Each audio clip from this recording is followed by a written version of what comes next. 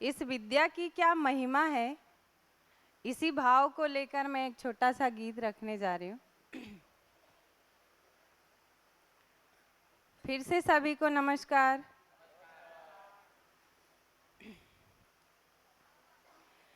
ज़माने की सारी खुशी मिल गई है, मिली ये समझ जिंदगी मिल गई है।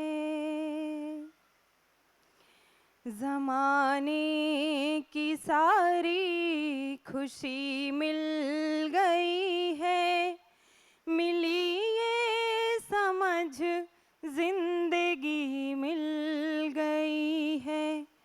तरसते लबों को हंसी मिल गई है, तरसते लबों को हंसी मिल गई है, मिली ये समझ जिंदगी मिल गई है। ज़माने की सारी खुशी मिल गई है, मिली ये समझ जिंदगी मिल गई है। इसे पाके ऐसा हमें लग रहा है,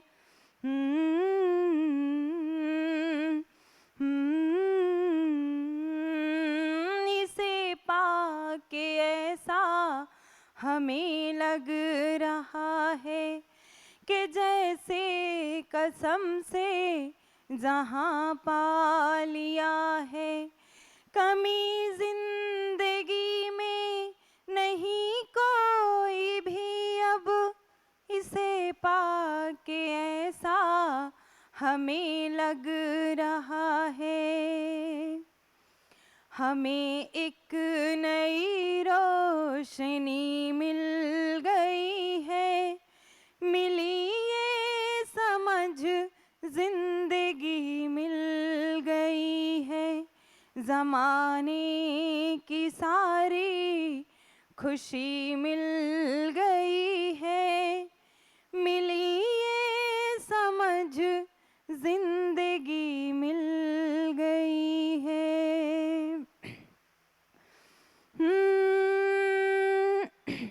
समझने के रास्ते पे चलते रहेंगे,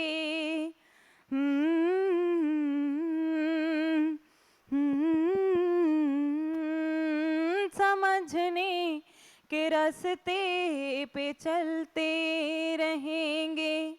हुई भूल घर तो समझते रहेंगे, कसम से करेंगे भ्रमों की समीक्षा, तो रास्ते हमेशा सुलझते रहेंगे।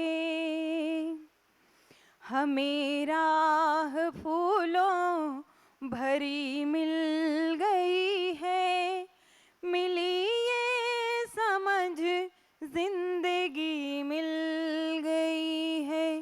ज़माने की सारी खुशी मिल गई है, मिली ये समझ जिंदगी मिल गई है। तरसते लबों को हंसी मिल गई है, तरसते लबों को हंसी मिल गई है, मिली ये समझ जिंदगी मिल गई है। ज़माने की सारी खुशी मिल गई है, मिली ये समझ जिंदगी मिल गई है। नमस्ते। એટલે જે પણ આપણે કન્ટેન્ટ લીધો એનું એક વખતે આપણે ગુજરાતીમાં થોડુંક લઈ લઈએ અને કોઈ પણ પ્રશ્ન હોય તો એ પ્રશ્નના ઉત્તર પણ લઈ લઈએ. તો સૌથી પહેલાં ગઈકાલે આપણે જે ચાલુ કર્યું તો પહેલા દિવસે આપણે શિક્ષા ક્યાં એ વસ્તુની આપણે વાત કરી. તો માનવને શિક્ષાની જરૂરત શેના માટે છે? તો માનવને નિશ્ચિત આચરણમાં આવવા માટે બેઝિકલી આપણે શિક્ષામાં સંસ્કાર વિધિથી આગળ વધવા માટે આપણે શિક્ષાની જરૂરત છે. આપણે પહેલા દિવસે એક એ વસ્તુની વાત કરી. હવે માણસને અત્યારે શિક્ષા જોઈએ છે, તો શિક્ષા કઈ વસ્તુની જોઈએ છે, એમાં શું છે એને સમજ જે જોઈએ છે, તો આપણે એના આગળ જઈએ છીએ. અને આપણે સૌથી પહેલો પોઈન્ટ ગઈકાલે લીધો કે જિંદા રહેના અને જીના. એટલે આપણી સેશનની શરૂઆત જ એ વસ્તુથી થઈ કે જિંદા રહેના અને જીનાનું ડિફરન્સિએશન શું છે. તો એમાં ઘણા બધા લોકોએ એક એમાં ભાગ ભજવ્યો અને એમાં કીધું કે ભાઈ જિંદા રહેના એટલે આપણે આહાર છે, નિંદ્રા છે, ભય, મૈથુન ને આપણે જે પણ બધી વસ્તુઓ રોજનો કાર્યક્રમ કરીએ છીએ એ બધું જિંદા રહેવાનું છે. અને જીનાની જ્યારે વાત આવી તો જીનાના કેસમાં પણ આપણે ઘણા બધી ક્લેરિટી સાથે આપણે લખ્યું કે ભાઈ કે વિશ્વાસપૂર્વક જીવવું છે, પછી હોશમાં જીવવું છે, પછી આપણા સમજની સાથે જીવવું છે, એ બધી વસ્તુ છે. હવે એમાં એક ડિફરન્સિએશન આવ્યો આહાર, નિંદ્રા ને ભય અને મૈથુનમાં અને આપણે જે જીવવું છે એમાં. તો પછી એક ક્વેશ્ચન ઉદ્ભવ્યો કે ભાઈ આપણે જીવવું કેમ છે? હલો, હા, બરાબર. આપણે જીવવું ક્यों જીના હે, સૌથી પહેલો એક ક્વેશ્ચન એ આવ્યો. અને એ ક્વેશ્ચન જ્યારે આવ્યો ત્યારે એમાં આપણે જ્યારે અંદર ચર્ચા કરતા ગયા તો એમાં એક વસ્તુની આપણને ક્લેરિટી થઈ કે માણસને નિરંતર સુખ જોઈએ છે. માણસને નિરંતર સુખની જરૂરિયાત છે, એ એની પોતાની મૂળભૂત જરૂરિયાત છે. હવે ક્યાંક ને ક્યાંક જિંદા રહેવાના જે બેઝિસ છે એના ઉપર આપણે આહાર, નિંદ્રા, ભય અને મૈથુન એ બધી વસ્તુઓ આપણા સુવિધાના ક્ષેત્રમાં આવે છે અને એ સુવિધામાંથી સુખ લેવાની કોન્સ્ટન્ટ પ્રયાસ માણસ કરી રહ્યો છે. આપણે ગઈકાલે એ વસ્તુ જોઈ. અને સુવિધા એક એવી વસ્તુ છે કે એ જ્યારે આવશ્યકતા છે શરીરને ત્યારે જ આપણને જોઈએ છે. એટલે સુવિધાથી નિરંતર સુખ મેળવવું એ પોસિબલ નથી. એનું કારણ છે કે એક સમય પછી સુવિધા પણ એક અધિક તમારા માટે એ દુઃખનું કારણ બની જાય છે. જેમ ગઈકાલે એક્ઝામ્પલ લીધું કે રસગુલ્લા 2 ખાશો, 4 ખાશો, 5 ખાશો, પછી એક વખતે 7, 8, 10 પછી આપણને પોતાને એ અંદર પોતાને દુઃખ અનુભવવા લાગશો કે નહીં બસ હવે બહુ થઈ ગયું. એક તૃપ્તિ આવી જશે કે નહીં હવે આ નથી ખાવું, એનાથી વધારે હવે મારા શરીર માટે પણ મને જરૂર નથી, અને અંદર પણ આપણને થાય છે. તો ક્યાંક આપણી સમજણમાં એક એ હજી સુધી આવ્યું નહોતું. આપણે સુવિધાના પાછળ લાગેલા છીએ. નિરંતર સુખ આપણને જોઈએ છે એ આપણે આપણા અંદર જોઈ જ શકીએ છીએ. દરેક માણસ જે અહીંયા બેસેલો છે એ અંદર એક વખતે જો જોવે તો એને એ ખબર પડશે જ કે ભાઈ મારે અત્યારે નિરંતર સુખ જોઈએ છે અને હું ટ્રાય કરી રહ્યો છું સુવિધાથી મેળવવાનું. સુવિધા એક સીમિત વસ્તુ છે, સુખ એક અસીમિત વસ્તુ છે, અને સુવિધાથી મને કોન્સ્ટન્ટ સુખ નથી મળી રહ્યું. એનું ગઈકાલે આપણે ડિફરન્સિએશન ઘણું ક્લિયરલી અને ઘણું સારી રીતે આપણે સમજ્યા. અને એમાં જ્યારે આપણે આગળ વાત કરી તો સુવિધાના કેસમાં અને સુખના કેસમાં તો સુવિધા જે છે તો એ જ્યારે જરૂરિયાત હોય છે ત્યારે જોઈએ છે. એમાં પછી આપણે ટ્રાયલ કરવા લાગ્યા કે હવે જે વસ્તુથી આપણને સુખ કોન્સ્ટન્ટ નહોતું મળતું એમાં પછી આપણે બહુભોગ અને અતિભોગ કરવા લાગ્યા. અને એમાં બહુભોગ એટલે ક્વોન્ટિટી અને વેરાયટીમાં જતા રહ્યા કે ભાઈ થોડું વધારે લઈએ તો ઊંઘ વધારે લઈએ તો ખાવાનું થોડું વધારે લઈએ તો અલગ અલગ ટાઈપના ટેસ્ટ ડેવલપ કર્યા ખાવામાં, અલગ અલગ ટાઈપની વાનગીઓ ડેવલપ કરી, એનાથી આપણે સુખ મેળવવાનો ટ્રાય કર્યો. પણ ક્યાંક ને ક્યાંક એ આપણે એમાં પાછળ જ રહ્યા અને આપણને નહીં મળી શક્યું કોન્સ્ટન્ટ નિરંતર સુખ. અને એ આપણે આપણી જીવનના અંદર જોઈએ તો પણ આપણને એક વસ્તુ એ ક્લિયર થાય છે. પછી આપણે સુખમાં આપણે નિરંતર સુખ જોઈએ છે. તો હવે નિરંતર સુખ કઈ રીતે મેળવવું એક પ્રશ્ન ઉદ્ભવ્યો કે ભાઈ નિરંતરતા, સુખની નિરંતરતા કઈ રીતે લાવી? સુવિધામાં નથી તો અત્યારે સુખની નિરંતરતા લાવી કઈ રીતે? તો એમાં એક સૌથી આપણો પ્રસ્તાવ ગઈકાલે એક મૂકવામાં આવ્યો કે ભાઈ સ્વીકૃતિ કે ભાવ મેં જીના ही સુખ હૈ. હવે આ જ્યારે સ્ટેટમેન્ટ આપ્યું કે સ્વીકૃતિ કે ભાવ મેં જીના ही સુખ હૈ, એમાં ઘણા બધા લોકોને એક ક્વેશ્ચન માર્ક ઊભો થયો. એમાં સ્વીકૃતિ પહેલાં તો શબ્દ ઉપર જ ઘણી વખતે હું તમને કહું કે એક ક્લેરિટી ના આવી. એના પછી સ્વીકૃતિ એટલે કોની સ્વીકૃતિ એના ઉપર પ્રશ્ન આવ્યા. એટલે ગઈકાલે ગોષ્ઠીમાં અને ઇવન બપોરે જે આપણે જે બ્રેક હતી એના વચ્ચે જે જગ્યા પર ડિસ્કશન થયા એના અંદર આપણે એ ક્લિયર કર્યું. પણ તોય હજી મને એવું લાગે છે કે ઘણા લોકોને ક્લિયર નથી. એટલે એનું થોડુંક આપણે ડિટેલમાં લઈ લઈએ કે સ્વીકૃતિ કે ભાવ મેં જીના ही સુખ હૈ એટલે એ સ્વીકૃતિનો ભાવ છે મારો પોતાનો છે. મારે સામેવાળાની સ્વીકૃતિની વાત નથી કરવાની, મારા પોતાના અંદર જોવાનું છે કે મારો એ વસ્તુનો સ્વીકૃતિનો ભાવ છે કે નથી. કોઈએ મને કંઈક કીધું અને મારે એ વસ્તુને હા પાડવી કે ના પાડવી એ સ્વીકૃતિ અસ્વીકૃતિ નથી. એ જે રીઝનથી મેં હા પાડી છે એ રીઝનની મારી સ્વીકૃતિ છે કે નથી, આપણે એ રીતે જોવાનું છે. ગઈકાલે જ ગોષ્ઠીમાં એક પ્રશ્ન આવેલો કે મને પપ્પાએ વેકેશનમાં ભણવાનું કીધું, બરાબર, અને હું ભણવા બેસ્યો, પણ મારી એ વસ્તુની સ્વીકૃતિ થઈ, પણ મને તો દુઃખ છે. એક્ઝામ્પલ જુઓ, એનું એકદમ સરસ એક્ઝામ્પલ છે કે હું ભણવા બેઠો વેકેશનના દરમિયાન, અને એ વેકેશનના દરમિયાન હું ભણવા બેસું છું, એ વસ્તુમાં મારી સ્વીકૃતિ હતી ને મને તો દુઃખ થયું. તો આપણે આ સ્ટેટમેન્ટ કઈ રીતે વેલિડ છે? તો એને થોડું સૂક્ષ્મ રીતે આપણે જોઈએ તો પપ્પાએ કીધેલી વસ્તુને હા પાડવી એ સ્વીકૃતિ નથી. પપ્પાએ જે વસ્તુ કીધી એને હા પાડી, પણ એ હા પાડવાનો નિર્ણય એ મારો પોતાનો છે. એ મેં હા પાડી અને હું બેઠો, એ ક્યાંક ના ક્યાંક એ મેં હા પાડી એ વસ્તુની મારી સ્વીકૃતિ નથી કે મેં હા પાડી છે. એટલે મને દુઃખ છે કે મેં અત્યારે જે હા પાડી કે હું અત્યારે ભણવા બેસું છું, એ મારી જાત પર અત્યારે હું જોઉં તો એ વસ્તુને આપણે સ્વીકૃતિ ના કહી શકીએ. એ અસ્વીકૃતિ છે. સમજોતા કર્યો કે મને પપ્પાએ કીધું ને હું બેસી ગયો ખરો, પણ મને હાલના લેવલે એ વસ્તુમાં રુચિ નથી અને મારે બેસવું પડે છે. એ મારી અત્યારે મારા લેવલે ડિસિઝન લેવાઈ ગયેલું છે, એ મારા ડિસિઝનની વાત છે, એ મારા ડિસિઝનની અસ્વીકૃતિ છે, એમાં દુઃખ છે. જો એ જ વસ્તુમાં અત્યારે મેં ના પાડી હોત કે નહીં મારે ભણવા નથી બેસવું, એના પછી પણ જો મારી એ વસ્તુમાં ક્યાંક ને ક્યાંક મને એવું ફીલ થાય કે મેં પપ્પાને ના પાડી દીધી અને અંદર એવું ફીલ થયા રાખે કે મેં શું કરવા ના પાડી, એના કરતાં હું બેસી ગયો તો સારું, જો એવું પણ થાય તો એ આપણે ના પાડવાની પણ આપણા અંદર અસ્વીકૃતિ છે, એમાં પણ આપણને દુઃખ જ થાય. આપણે જે ડિસિઝન લઈએ છીએ એ વસ્તુની વાત છે. સામેવાળાને અત્યારે નથી લેવાનું કે ભાઈ સામેવાળો કોઈ પણ વસ્તુ કહે છે તો એ હા પાડે છે ના પાડે છે એ સ્વીકૃતિની વાત નથી. હા ના પાડવી એ તો માણસની સ્વતંત્રતા એક ડિસિઝન છે, ને જે ડિસિઝન આવે છે એ ડિસિઝન આપણે સમજોતાથી લઈએ છીએ કે સહજ સ્વીકૃતિથી આવે છે, એ વસ્તુ આપણે જોવાની છે સૂક્ષ્મ રીતે. અને સ્વીકૃતિ કે ભાવ મેં જીના હી સુખ હૈ, પછી આપણે આગળ જ્યારે વધ્યા એટલે એમાં પછી એક શબ્દ નવો ઉમેરાયો કે સમાધાન. સમાધાન એટલે શું? હવે અહીંયા આગળ સમાધાનનો શબ્દ જ્યારે આપણે ગઈકાલે ડિસ્કસ થયો એ વખતે પણ આપણે એવું ડિસ્કશન કર્યું કે ગુજરાતીમાં જે સમાધાન છે એ બે માણસો વચ્ચેની અનબન થયેનો મેળ, એ સમાધાનની અહીંયા આગળ વાત નથી થઈ રહી. સમાધાનનો જે અત્યારે જે આખો બેઝ જે આપણે અહીંયા ઊભો કરી રહ્યા છે એ સમાધાનનો બેઝ એનાથી ઘણો ઊંચો છે. સમાધાન જ્યારે આપણે શબ્દ બોલીએ છીએ ત્યારે આપણે અહીંયા આગળ આ વસ્તુ જોવાની છે કે જાણના પછી જાંચના એટલે નિરીક્ષણ, પરીક્ષણ અને સર્વેક્ષણ. જે સમાધાનની હું વાત કરી રહ્યો છું એ મારા માટે સાચું હોય તો એ બીજા માટે પણ સાચું હોવું જોઈએ અને સમસ્ત માનવ જાતિ માટે અને સમસ્ત વ્યવસ્થા માટે સાચું હોવું જોઈએ. આપણે એ લેવલના સમાધાનની વાત કરી રહ્યા છીએ. ગઈકાલે પ્રશ્નો ઉદ્ભવતા હતા સુવિધાના સ્તર ઉપર કે મારે આઈફોન જોઈએ છે, મારે કોઈ ગાડી જોઈએ છે, અને અત્યારે હું તમને કહું કે મારે આઈફોન જોઈએ છે, મને પપ્પાએ ના લઈ આપ્યો. મારે આઈફોન જોઈએ છે અને મને પપ્પાએ ના લઈ આપ્યો, એમાં ક્યાંક ને ક્યાંક સમાધાન થયું, પણ એટલે અને પપ્પાએ મને બીજો એક નાનો ફોન રેડમીનો લઈ આપ્યો, એક્ઝામ્પલ છે આ તો, બરાબર. તો રેડમીનો ફોન લઈ આપ્યો, એમાં અત્યારે મને એવું થાય છે કે ક્યાંક ને ક્યાંક પપ્પાના લેવલે એ રીતે સમાધાન થઈ ગયું, પણ મને તો દુઃખ છે. તો સમાધાન બરાબર સુખ કઈ રીતે? તો અહીંયા આગળ આપણે એ રીતે જોઈએ તો મારી જરૂરિયાત આઈફોનની છે, શું બધા જ માણસની જરૂરિયાત આઈફોનની છે?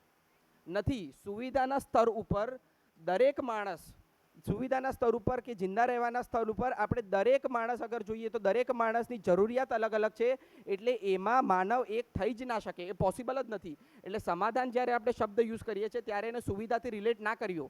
આપણે એકદમ ક્લિયર રહીએ કે સુવિધાથી રિલેટ કરવામાં એ સમાધાન શબ્દનો અહીંયા આપણે જે સામાન્ય ભાષામાં વાપરીએ છીએ સમાધાન, એ સામાન્ય ભાષામાં જે વાપરવાનો શબ્દ સમાધાન છે એ અને આ અલગ છે. એટલે અહીંયા આગળ આપણે સ્પેસિફિક ડેફિનેશન આપી રહ્યા છે જે સુવિધા નથી, જે સુવિધાના રેફરન્સમાં આપણે અત્યારે એને રિલેટ ના કરીએ. આપણે રિલેટ ક્યાં કરવાનું છે? તો સુખના રેફરન્સમાં હજી કરી શકીએ, કારણ કે સુખની જરૂરિયાત એ મારી છે, એ મારા પરિવારમાં આજુબાજુ હું પરીક્ષણ કરું છું તો એ બધાની જ છે, અને એ જ રીતે હું જોઉં તો સર્વ માણસની અત્યારે નિરંતર સુખની ચાહત છે અને એ અપેક્ષા છે.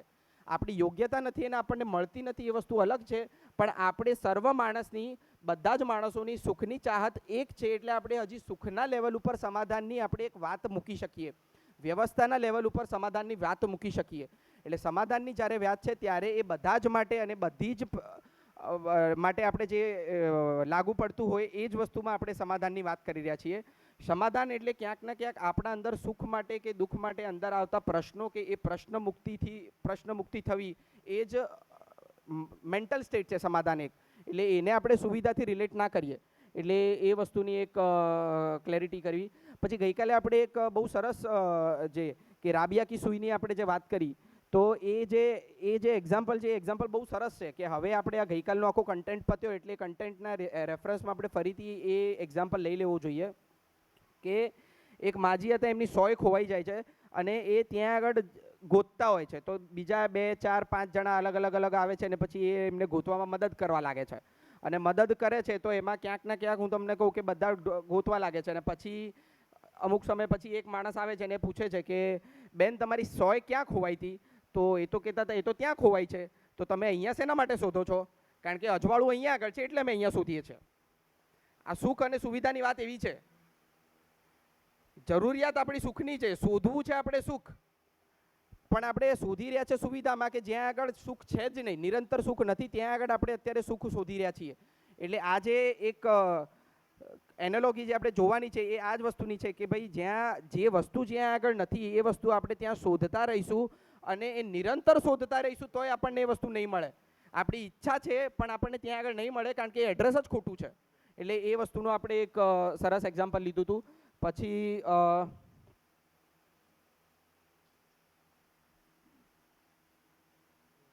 હા, પછી આમાં બહુ ક્લિયર થવાની જરૂર છે કે સુવિધા પણ જરૂરી છે અને સુખ પણ જરૂરી છે. સુવિધા માણસના શરીર માટે છે, સુખ એ મારા માટે છે. એવું નથી કહી રહ્યા અહીંયા આગળ કે ભાઈ સુવિધાની જરૂર નથી અને આપણને ખાલી સુખની જ જરૂર છે. સુખની જરૂર તો છે પણ સાથે સાથે સુવિધાની જરૂર પણ છે. એટલે એવી કોઈ વાત નથી કે સુવિધાની જરૂર નથી. સુવિધા છે અને સુવિધાથી સુખ નથી અને સુખથી સુવિધા નથી. સુવિધાથી સુખ નથી અને સુખથી સુવિધા નથી. બંને વસ્તુ અલગ છે અને બંને મારા માટે જરૂરી જ છે.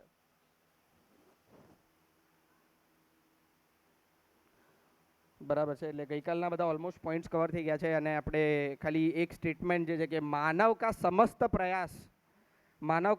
પ્રયાસ કેવલ और केवल अपने सुख के लिए है. એટલે આપણે અત્યારે હવે એ નિરીક્ષણ પણ કરવાનું છે આપણા અંદર કે શું એવું છે કે નથી. હું જે કંઈ પણ કરું છું, કંઈ પણ નાની મોટી વસ્તુ કરું છું, તો હું એ સુખના માટે જ કરી રહ્યો છું કે નથી કરી રહ્યો. અત્યારે આપણે પહેલાં તો ગઈકાલે જ્યારે આપણે સુખની આપણે જ્યારે વાત કરતા હતા તો એમાં ઘણા પ્રશ્નો એવા પણ આવતા હોય છે કે હું અત્યારે જ્યારે સમાજ સેવા કરું છું, હું બીજાને સુખી કરવા માટે અત્યારના લેવલે જાઉં છું, એમાં હું સુખી થઉં છું એ વસ્તુ તો અલગ છે, પણ હું તો એકચ્યુઅલીમાં જઉં છું બીજાને સુખી કરવા માટે. ત્યાં આગળ જ્યારે આ રેફરન્સ આવી જાય છે ત્યારે એ રેફરન્સમાં પણ આપણે એકચ્યુઅલીમાં જોવાની જરૂર છે કે એમાં પણ આપણે આપણી જરૂરિયાત છે સુખી થવાની અને મને એના અંદર તૃપ્તિ મળે છે એટલે હું એ કાર્ય કરું છું. બીજાને એમાં સુખ થાય છે અને બીજો અત્યારના લેવલે એના અંદર એ સુવિધા કાં તો સુખ પ્રાપ્ત કરે છે, એ તો એક બાય પ્રોડક્ટ છે. હું અલ્ટિમેટલી તો જઉં છું મારા માટે જ. આવા ઘણા પ્રશ્નો અહીંયા આગળ સભામાં આપણે જોઈએ તો એ અમુક જગ્યા પર હતા. એટલે આ બધી વસ્તુઓ ક્લેરિટી કરવી થોડી જરૂર હતી. बहुत बढ़िया. आपके इस सहयोग से हम बाग बाग हैं. आज ही सभी को नमस्कार. स्वामी जी को प्रणाम. स्वामी जी से हमारा परिचय लगभग 11 साल पुराना है, जब मैं अध्ययन कर रहा था. आज आवाज में भारी है लेकिन गला ठीक है, लगता है शाम तक ठीक हो जाएगा. हाँ जी. तो बहुत ही आराम से चलने की जरूरत है, बहुत ही धीरे से, क्योंकि देखिए जोर का झटका हमेशा धीरे से ही लगता है. तो कई लोगों को इस शिविर में पहला झटका लगता है कि हम सुख चाहते हैं. अच्छा, हमको पता ही नहीं था. हमको तो ये बताया गया तुम बेवजह सुख के चक्कर में पड़े हो. जबकि हम जन्म से ही सुख के चक्कर में पड़े हैं और ये हमारे में नेचुरल है. मतलब इससे हम कैसे हट सकते हैं, अलग कैसे हो सकते हैं? हो ही नहीं सकते. तो करना क्या है? करना यह है कि सुख को समझा जाए. करना यह है कि सुख अगर हमको निरंतर चाहिए तो निरंतर कैसे मिलेगा उसका तरीके को देखा जाए. यही उपाय है। हम सुख से भागेंगे कहां जब हमारे में इनबिल्ट है वो। हमारे मैन्युफैक्चरिंग में ही वो चिप पड़ी हुई है सुख वाली तो वो चिप को थोड़ी निकाल के फेंक पाएंगे फेंकेंगे तो चलेगा ही नहीं, क्योंकि आपका ड्राइविंग फोर्स ही सुख है। जांच के देखिए, आप ड्राइव ही सुख से हो रहे हैं। जिसको सुख की अपेक्षा नहीं होती कि अब मेरी जिंदगी में कोई सुख नहीं है और आगे होने की संभावना भी नहीं है, वो क्या करता है? पंखा और पटरी बाईपास मार देता है। हाँ, सुख नहीं है उसको, सुख की संभावना भी उसको लगता है इस शरीर के कारण ही सारा दुख है। हाँ, उस वक्त मतलब वो डिसीजन लेता है वो हाँ, सुख तो की इस शरीर को खत्म कर दो, दुख खत्म हो जाएगा। उसको लगता है शरीर ही मेरे दुख का कारण है और मुझे तो अब इस जिंदगी में सुख का कोई संभावना नहीं दिखता, इसलिए उस शरीर को ही खत्म करने के प्रयास में लग जाता है। सफल हो जाता है, कभी कभी असफल भी हो जाता है मान लीजिए पटरी टूट गई, रस्सी टूट गई तो कभी कभी बेचारा असफल हो जाता है। तो इसको बाईपास बोलते हैं। बाईपास समझते हैं? जैसे शहर के बाहर जब शहर में ट्रैफिक ज्यादा हो जाता है तो एक बाईपास बनाते हैं। क्यों बनाते हैं? कि ट्रैफिक ज्यादा है, मतलब भीड़ भाड़ इतनी ज्यादा हो गई है कि अगर उस भीड़ में घुसे तो आपको जाम में फंसने की संभावना है, तो बाईपास बना देते हैं। तो हमने जिंदगी के ट्रैफिक इतने ज्यादा डेंस कर दिए हैं, हमने अपने को इतना उलझा लिया है, जैसे मकड़ी नहीं जाल बुनते बुनते बुनते बुनते उसमें खुद ही उलझ जाती है, निकल ही नहीं पाती। तो मेरे दुख का कारण मैं खुद हूं। मैंने ऐसा जाल बुन दिया, ऐसा जाल बुन दिया, सुखी होने के प्रयास में सुविधा के में फंस गया। सुविधा की जो औकात थी, सुविधा की औकात इतनी ही है कि जब जरूरत हो तब चाहिए, जब जरूरत हो तब चाहिए और जब जरूरत हो तभी चाहिए। दोनों मंत्र समझ में आ रहा ना? कि सुविधा जब जरूरत हो तब चाहिए और जरूरत हो तभी चाहिए, अन्यथा चाहिए ही नहीं। हमने क्या किया? सुविधा में ही सुख मिलेगा, सुख की संभावना है, ज्यादा संभावना है, आहार निद्रा भय भय प्रजनन में संभावना है, तो हम इसकी वैरायटी क्वांटिटी में जाते जाते जाते जाते ऐसा जाल बुन दिया कि अब उस जाल से निकल नहीं पाते।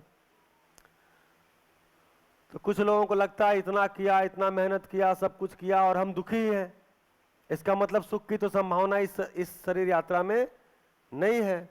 तो बोले जी संसार क्या है? तो बोले संसार दुख है। ऐसा भी लिखा गया है और बड़े बड़े लोगों द्वारा लिखा गया है कि संसार क्या है? तो संसार दुख का समुद्र है, दुख ही दुख है मतलब दुख है ये, हमने समझा नहीं सुख, तो हमने बोल दिया दुख ही दुख है। तो मेरी जो नेचुरल नीड है सुख, वो क्यों नहीं होगा? होगा ही, हमारा ध्यान नहीं गया। तो ऐसा क्या करते हैं? जिनको लगता है कि, तो जो लोग अपनी जिंदगी को ऐसा उलझा दिए, ऐसा ट्रैफिक जाम कर दिए, अब उनको बाईपास के अलावा कोई रास्ता नहीं मिलता, तो बाईपास मार देते हैं तो एक तरीका ये भी है, करके देख लीजिएगा या जिन्होंने किया और बच गए उनसे पूछिएगा। तो जो शब्द आया समाधान, तो समाधान का एक सीधा सा, आप जिसे वस्तु रूप में समझना पड़ेगा ना। शब्द हो सकता है कि मैं जो समाधान कह रहा हूं, अब आपके पास जो समाधान की पहले से सूचना है, आप में कंडीशनिंग है, वो दोनों मैच ना कर रहे हो। हिमांशु भाई ने काफी उसको खोला है, लेकिन सीधा सीधा कह सकते हैं क्या, क्यों, कैसे का उत्तर ही समाधान है। कोई चीज क्या है? कोई चीज का मतलब प्रकृति क्या है, एग्जिस्टेंस क्या है, क्यों है और इसका उपयोग कैसे करना है। मानव क्या है, मानव क्यों है, मानव का उपयोग सदुपयोग कैसे करना है संबंधों में, इन सब का उत्तर ही समाधान है।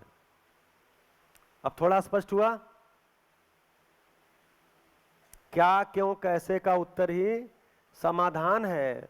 और जब हम बोल रहे हैं समाधान बराबर सुख, यानी समाधान ही सुख है, तो हमको कहां आके टिकना पड़ेगा? अब समाधान पे ही टिकना पड़ेगा।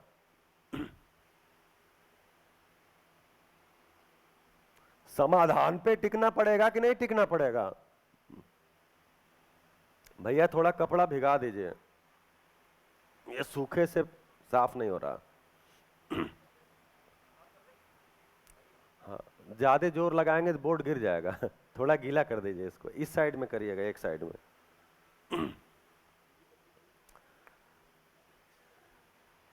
तो आकर के हमको टिकना पड़ेगा समाधान पर। अगर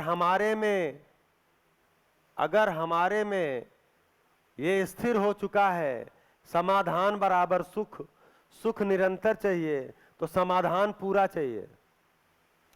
यानी कोई चीज क्या है, क्यों है, कैसे है, इसका पूरा उत्तर चाहिए।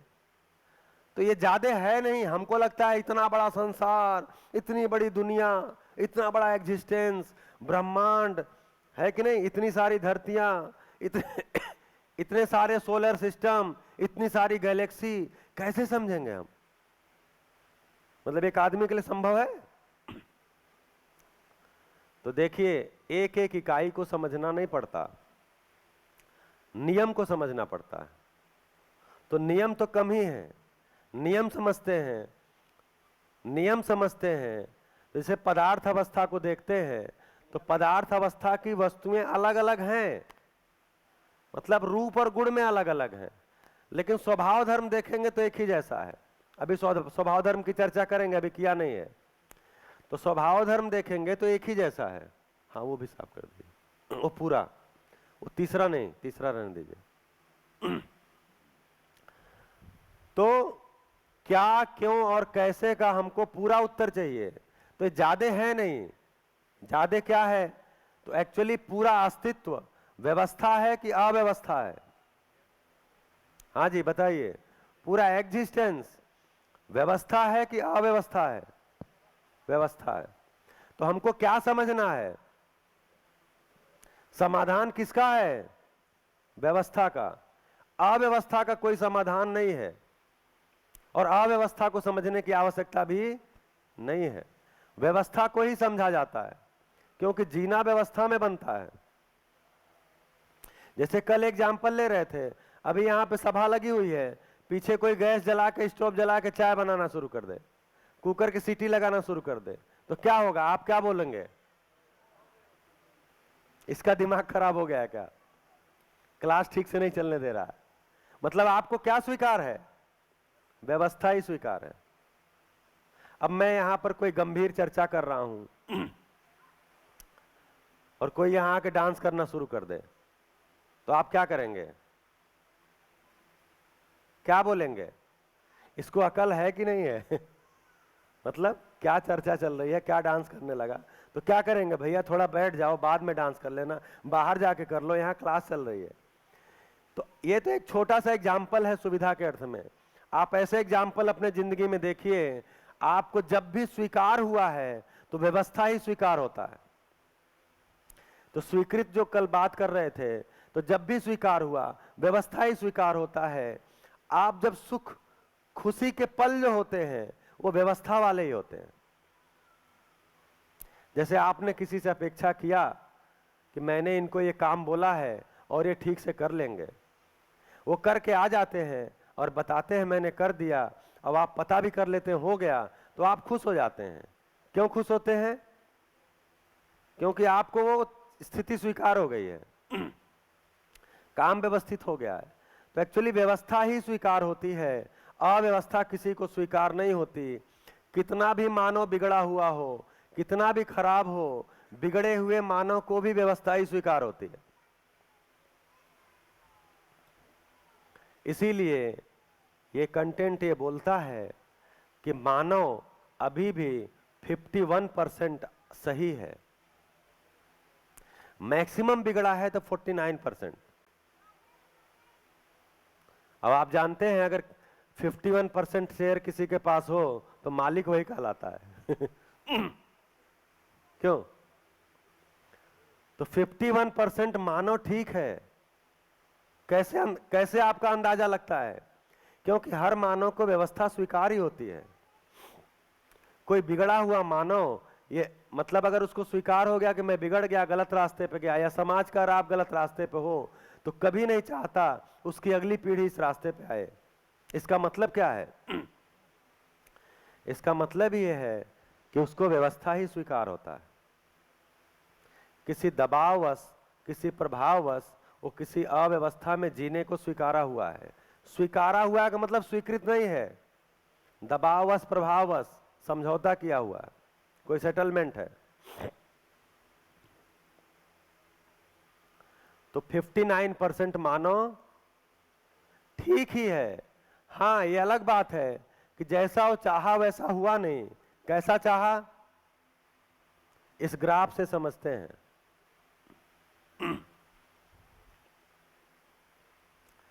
तो जैसे जैसे उम्र बढ़ती जाती है,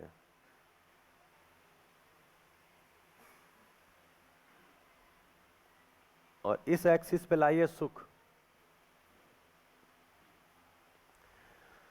तो अभी मानव की स्थिति क्या है? तो एकदम से छोटा बच्चा है तो उसको सुविधा भी अपने से नहीं उपलब्ध होती। मतलब उसको रोना पड़ता है तो खाना मिलता है। धीरे धीरे धीरे धीरे माँ को लग जाता है इसको कब भूख लगेगी। तो शुरू में उसको अपनी सुविधा के लिए संघर्ष है, लेकिन धीरे धीरे करके एक ऐसी स्थिति आती है कि एक बच्चा जैसे जैसे बड़ा होता है, बड़ा होता है, बड़ा होता है, वो सुखी होता है, सुखी होता है, सुखी होता है, खुशी रहता है, मस्ती में रहता है, विश्वास से भरा रहता है, पढ़ाई लिखाई करता है, युवावस्था में आता है, खूब बढ़िया नाचता है, गाता है, कॉलेज जाता है, कॉलेज अच्छा लगा तो ठीक है, नहीं तो पार्टियां करता है और मजे में रहता है। उसी बीच में उसको कोई जॉब मिल जाती है, कोई नौकरी मिल जाती है, कोई व्यवसाय शुरू कर देता है। तो जॉब, नौकरी और व्यवसाय यहां आने पर उसको लगता है कि अब सुविधा के मामले में मैं स्वावलंबी हो गया हूं। मतलब अब मुझे अपने पेरेंट्स से पैसा मांगने की आवश्यकता नहीं है, मैं स्वावलंबी हो गया हूं। ऐसे भाव के साथ होता है वो क्षण उसके लिए सबसे ज्यादा खुशी का क्षण होता है, जब पहली तनख्वाह मिलती है। जब कोई आप व्यवसाय शुरू करते हैं, उससे जो पहली कमाई होती है वो सबसे ज्यादा खुशी का पल होता है। और इसी समय इसकी शादी हो जाती है, युवा की, पुरुष हो या महिला हो, शादी हो जाती है। वो भी शादी होना घटना के रूप में बहुत अच्छा पल होता है, बहुत खुशी का पल होता है। तो ये एक अवस्था होती है जिसमें वो मैक्सिमम सुख पे होता है। इसके बाद मत पूछिए क्या हुआ, इसका ग्राफ डाउन होना शुरू होता है। गिला, शिकवा, शिकायत, अतृप्ति, दुख, बेटा नालायक है, बेटी भी नहीं पूछती, बहू तो एकदम ही खराब है, सास भी खराब है। ऐसे करते करते हम लोग नेगेटिव में चले जाते हैं, और निधन के वक्त हम नेगेटिव में जाते हैं, दुख से भरे हुए। ज्यादातर, अधिकतर मानव की यही कहानी है। ये क्या चीज दिखाता है ये ग्राफ? ये ग्राफ ये दिखाता है कि हम जो कुछ सोच करके अपनी सुविधा के अर्थ में पढ़ाई लिखाई, शिक्षा, संस्कार, जो कुछ भी हुआ था, जब जीने का टाइम आया तो काम नहीं आया। जीने का टाइम यही आता है जब आप बड़े हो गए हैं, गृहस्थ जीवन में प्रवेश कर रहे हैं, नौकरी, जॉब, व्यवसाय में शादी विवाह करके जीना यहां से शुरू होता है। जीने का वक्त जब आया तो आप डाउनफॉल हो गया आपका, निगेटिव में जाने मतलब आपका सुख घटता गया घटता गया घटता गया, अब बुजुर्ग हो गए और घट गया, बुजुर्ग हो गया घट, नेगेटिव में चला गया। इसका मतलब है कि शिक्षा संस्कार जो सोच के दिया गया था उसमें ही गड़बड़ी थी।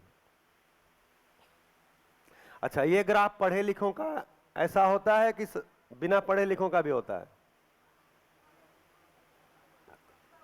कोई मतलब नहीं है, सबकी हालत एक ही जैसी है। कितनी भी बड़ी डिग्री आपकी हो गई हो, कितनी भी बड़ी डिग्री आपकी हो गई हो, धन्यवाद भैया, वो डिग्री मायने नहीं रखती।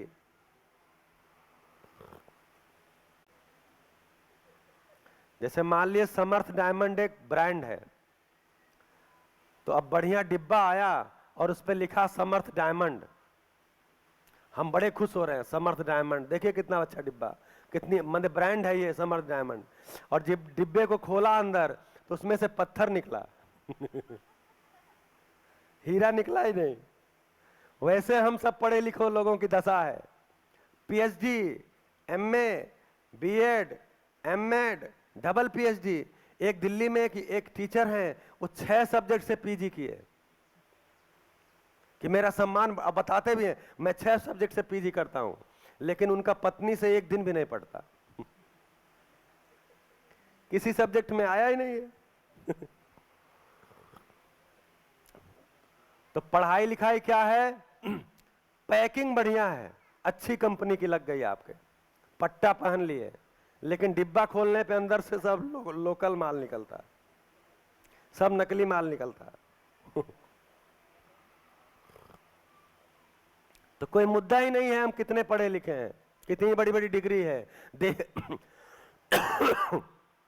देश की डिग्री है या विदेश की डिग्री है। तो हम लोग अध्ययन शिविर हापुड़ में चलाते हैं, तो उसमें एक बहन है गुड़गांव की, वो गायनी की डॉक्टर है, हालांकि अब वो डॉक्टरी का काम नहीं करती, छोड़ दिया उन्होंने। तो उनके हस्बैंड जो है वो, उनके घर में कई लोग डॉक्टर हैं, उनके हस्बैंड के घर में, तो उन लोगों की विदेश की डिग्रियां थी, कैम्ब्रिज वगैरह की।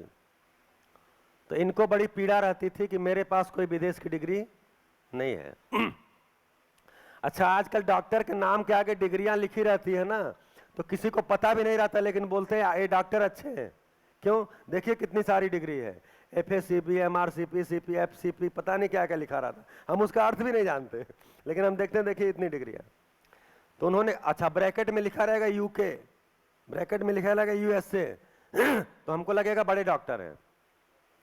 तो उनको यही फीलिंग आ गई कि हम बड़े डॉक्टर नहीं हैं, मेरे पास कोई विदेश की डिग्री नहीं है, और बार बार वो दुखी होते थे। तो उस बहन ने कहा इसमें दुखी होने की क्या इतना दिक्कत है, आप भी ले लो। तो इन्होंने अप्लाई किया और जैसे भी किया वहां पे एडमिशन तो हो ही गया, पैसा ही तो लगता है और क्या। भाई विदेश की डिग्री पाने के लिए क्या चाहिए? कोई जरूरी नहीं है कि आप पढ़ने लिखने में बहुत अच्छे होने चाहिए, आपके पास पैसा होनी चाहिए। हमारे साथ हैप्पीनेस में एक काम करती थी, युवा लड़की थी, अभी जल्दी उसने UG किया था और वो काम करती थी। उसके पिताजी को लगा कि ये कहीं बाहर की डिग्री ले, तो फिर हार्वर्ड की डिग्री लेने गई है इस समय। वो बता रही थी 32 लाख रुपए 1 साल का फीस है और लगभग इतना ही रुपया रहने खाने का है। तो हो गया, तो उनका भी एडमिशन हो गया, चले गए, और 2 साल 1.5 साल 2 साल जो भी रहना था, तो ये भी चली गई साथ में, बहन भी, उनकी वाइफ, बच्चे भी छोटे थे, चले गए। तो वहां जब डिग्री ले लिए, जब ये पढ़ रहे थे तो ये क्या करेंगी, इनके पास अपना मेडिकल की डिग्री थी, तो ये अपना वहां प्रैक्टिस शुरू कर दिया इन्होंने। लेकिन प्रैक्टिस शुरू करते हुए इनको लगा कि इससे ज्यादा कुछ हो नहीं रहा है, मतलब डॉक्टर तो बहुत हो गए हैं, ठीक है, और डॉक्टर का एटीट्यूड भी ठीक नहीं है, तो आदमी तो जीना चाहता है, ये उनको क्लिक हो गया था। तो आजकल दूसरे देशों में एक सिस्टम चला है, लाइफ कोचिंग करते हैं वो, माने जीना सिखाते हैं। काउंसलिंग होती है। तो वो लाइफ कोच जो है, नामी गिरामी कुछ दुनिया में 4-5 लोग हैं, मैं नहीं हूं उसमें। तो वो लाइफ कोच के संपर्क में आई और उन्होंने लाइफ कोचिंग सीख लिया। साथ में इनकी डिग्री मिलती रही। वहीं उन्होंने तो 8 साल वहां रह गए लोग। जब डिग्री मिल गई तो इनसे पूछे कि अब चला जाए, अब तो आपको संतुष्टि हो गई। बोले कुछ लग नहीं रहा हमको, कुछ नया चीज मिल गया है। लग नहीं रहा हमको कोई बड़ा चीज मिल गया है। तो वही जो कल बोला था कि जब तक कोई चीज हमको मिली नहीं रहती है तब तक हमको उसमें रोमांच रहता है। जब वो चीज मिल जाती तो हमको कोई बहुत बड़ी चीज नहीं लगती। तो उनको भी लगा कोई बहुत बड़ी चीज नहीं है। और जब डिग्री लेके 8 साल बाद वापस आ गए तब भी वो कह रहे हैं मुझे प्रोफेशन में कुछ भी नहीं लग रहा कि मैं कुछ नया हो गया हूं, या मेरे यहाँ कोई ज्यादा मरीज आने लगे और मैं कोई बहुत विशेषज्ञ गिना जाने लगे, क्योंकि वो तो डिग्री सबके पास है, यूके वाली, यूएसए वाली। तो कुल मिलाकर के डिग्रियां इकट्ठा करते रहिए जिंदगी भर, कोई दिक्कत नहीं है। लेकिन देखिए पढ़ाई तो पूरा ही करना चाहिए, पढ़ाई बीच में छोड़नी नहीं चाहिए। हाँ नहीं तो बोल देंगे, जीवन विद्या वाले बोलते हैं कि पढ़ाई लिखाई से कुछ नहीं होता। क्यों प्रिया? पढ़ाई लिखाई का एक उपकार है, एक उपकार जो हुआ है एग्जिस्टिंग एजुकेशन सिस्टम का, वो सबसे बड़ा उपकार है कि बच्चे कम से कम मानना से तर्क की तरफ बढ़े हैं। जान रहे हैं ऐसा नहीं है, जानने की तरफ नहीं बढ़े हैं, तर्क करने लगे हैं। हमारे जमाने में कोई तर्क नहीं, कह रहा हूं मानो। तो हमारी पीढ़ी मान के जी है, ऑप्शन ही नहीं था। खैर हमारी वो अंतिम पीढ़ी है जिसने अपने माता पिता की बात मानी, मतलब अपने माता पिता के लिए आज्ञाकारी थे, अब अपने बच्चों के लिए आज्ञाकारी हैं।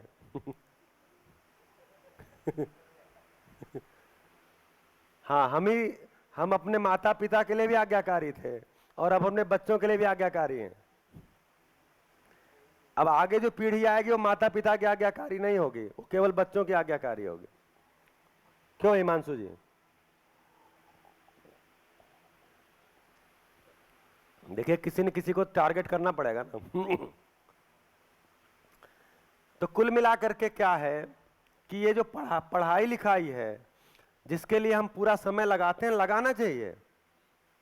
अभी हम मानव तीर्थ एक छत्तीसगढ़ में जगह है, लगभग 250-300 एकड़ में एक कैंपस डेवलप हुआ है। एक नदी है वहाँ, शिवनाथ नदी, उसके किनारे। तो वहाँ हम युवाओं को लेते हैं अध्ययन के लिए कि आपकी पढ़ाई, लेकिन शर्त रखे हैं आपकी पढ़ाई लिखाई पूरी हो गई होनी चाहिए। किसी माता पिता को, बच्चे को लगता है कि 12th तक ही हमारी पढ़ाई पूरी हो गई तो 12th करके आ जाए। किसी को लगता है ग्रेजुएशन करके पूरी हो गई, ग्रेजुएशन करके आ जाए। किसी को लगता है पीजी पीएचडी करके पूरी होगी तो वो करके आ जाए। लेकिन अपने अंदर एक टीस लेके ना आए कि मैं पढ़ा नहीं, मैं और आगे की डिग्री नहीं लिया। तो बढ़िया से जितनी डिग्री लेनी उतनी डिग्री लेके आ जाइए। वो बच्चे आते हैं, अभी वहां पे लगभग 22 बच्चे हैं। वो बच्चे आते हैं तो उनको 1 साल हम इस दर्शन को, मध्यस्थ दर्शन को पढ़ाते हैं। जीवन विद्या जिसका परिचयात्मक प्रस्तुति है, उसके पीछे जो फिलॉसफी है उसका नाम है मध्यस्थ दर्शन। तो 1 साल तक हम उसका अध्ययन कराते हैं। लेकिन केवल अध्ययन नहीं होता, अध्ययन के साथ अभ्यास भी होता है। खेत में, गौशाला में, उत्पादन में, प्रोसेसिंग में, बहुत सारा काम है वहाँ। खेती भी होती है, गौशाला भी है, प्रोसेसिंग भी होती है। जो खेती में उपज होता है उसकी प्रोसेसिंग भी करते हैं। एक स्कूल भी बगल में चलता है प्रेरणा विद्यालय नाम से, उस विद्यालय में भी अपनी भागीदारी दीजिए, यानी शिक्षा संस्कार में भी जुड़िए। एक वहीं पे स्वास्थ्य संयम केंद्र है, तो कुछ नेचुरोपैथी, कुछ आयुर्वेद की चीजें भी सीखिए। तो ये मतलब स्किल डेवलपमेंट का भी काम है वहाँ। तो हम कहते हैं लेकिन पढ़ाई की टीस लेके मत आइएगा, पढ़ाई पूरी करके आइए। तो 1 साल इस दर्शन का अध्ययन करते हैं, अगले साल किसी एक दो और दर्शन का भी अध्ययन कर लेते हैं। तो जिस बच्चे को जो इंटरेस्ट आया, मान लिया किसी को बुद्धिज्म में इंटरेस्ट है, किसी को जैनिज्म में है, किसी को सांख्य में है, मतलब भारतीय दर्शन है, सांख्य, वैशेषिक, न्याय दर्शन, मीमांसा दर्शन जिसमें वेदांत वगैरह आते हैं, तो उसको करेंगे। फिर दोनों की कंपैरेटिव स्टडी करेंगे और तीसरे साल में अपना रिपोर्ट प्रस्तुत करेंगे। उसके बाद उनकी मर्जी है, वो मानव तीर्थ में रह सकते हैं, शादी करके रह सकते हैं, मर्जी नहीं है तो बाहर जाके रह सकते हैं। और उसमें आपको सूचना दूं कि 22 में से 7 बच्चे गुजरात के हैं। 22 में से 7 युवा गुजरात के हैं और सातों ने इंजीनियरिंग की पढ़ाई की हुई है।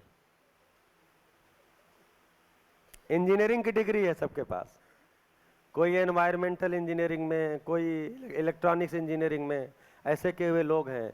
नीरजा उमरा वाला, मनन, गुंजन, मतलब नाम भी याद है मुझे अमृत, ये सब बच्चे, नीलेश, ये सब बच्चे गुजरात के हैं। तो अभी मैं मानव तीर्थ का नाम ले रहा हूं और गुजरात के ही 7 बच्चे वहां पे हैं। इसका मतलब गुजरात में विद्या का काम पहले से चल रहा है।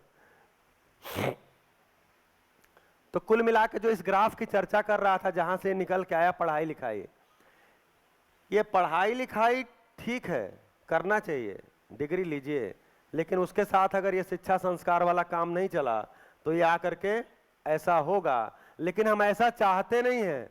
हम क्या चाहते हैं? हम ऐसा चाहते हैं,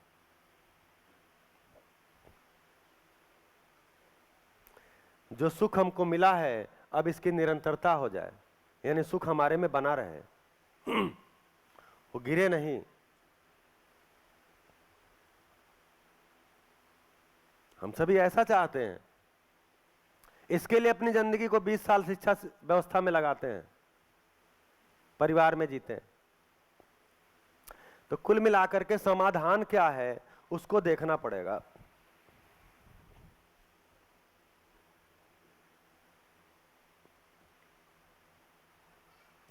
तो समाधान बहुत ज्यादा नहीं है, थोड़ा ही है, बस हमारा ध्यान चला जाए। व्यवस्था को ही समझना है। तो व्यवस्था कितने स्तरों पे है? तो पहले स्वयं के स्तर पर है, स्वयं के स्तर पर, स्वयं के स्तर पर, लेवल, स्तर माने लेवल, सेल्फ के लेवल पे व्यवस्था को समझना।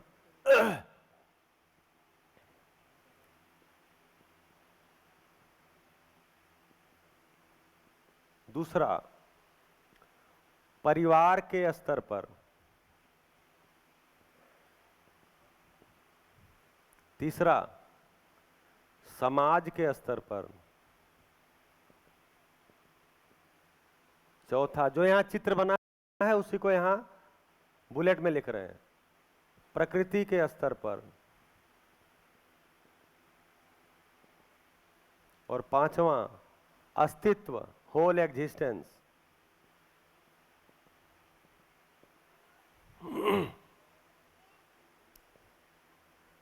इतनी ही समझ है। जिसको भी पूरी समझ होगी इतना ही होगी। तो आगे अब हम जो काम बात करेंगे 5 दिन, वो इन्हीं 5 पे करेंगे। क्योंकि हमको समाधान चाहिए। समाधान क्यों चाहिए? क्योंकि हम सुखी होना चाहते हैं। हम सुखी कितना होना चाहते हैं? निरंतर सुखी होना चाहते हैं। तो समाधान कितना चाहिए? पूरा चाहिए। पूरा समाधान क्या है? यही है। इससे ज्यादा क्या समाधान होगा बताइए? अभी जो शिक्षा है उसमें प्रकृति के स्तर पे तो बात हुई है, समाज के स्तर पे टुकड़ों में हुई है, फ्रैक्चर्ड हुई है, परिवार के स्तर पे भी सोशियोलॉजी सब्जेक्ट में फ्रैक्चर्ड ही है, स्वयं के स्तर पे तो बात ही नहीं है।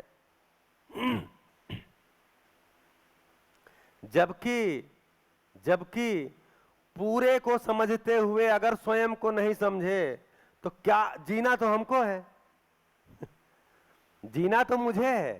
परिवार में कौन जिएगा? मैं जीऊंगा। समाज में कौन जिएगा? मैं जीऊंगा। प्रकृति के साथ कौन जिएगा? मैं जीऊंगा। अस्तित्व में कौन जिएगा? मैं जीऊंगा। और मैं खुद को आज तक समझा ही नहीं, शिक्षा में उसकी व्यवस्था भी नहीं है।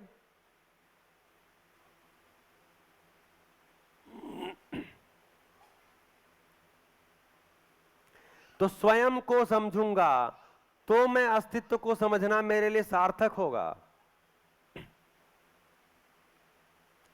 स्वयं को नहीं समझूंगा तो अस्तित्व को समझना सार्थक होगा ही नहीं। मेरी भागीदारी मुझे पता ही नहीं चलेगी। मैं धक्के खाते फिरूंगा, धक्के खाते खाते मुझे ही धक्का लग जाएगा। इतना ही काम है।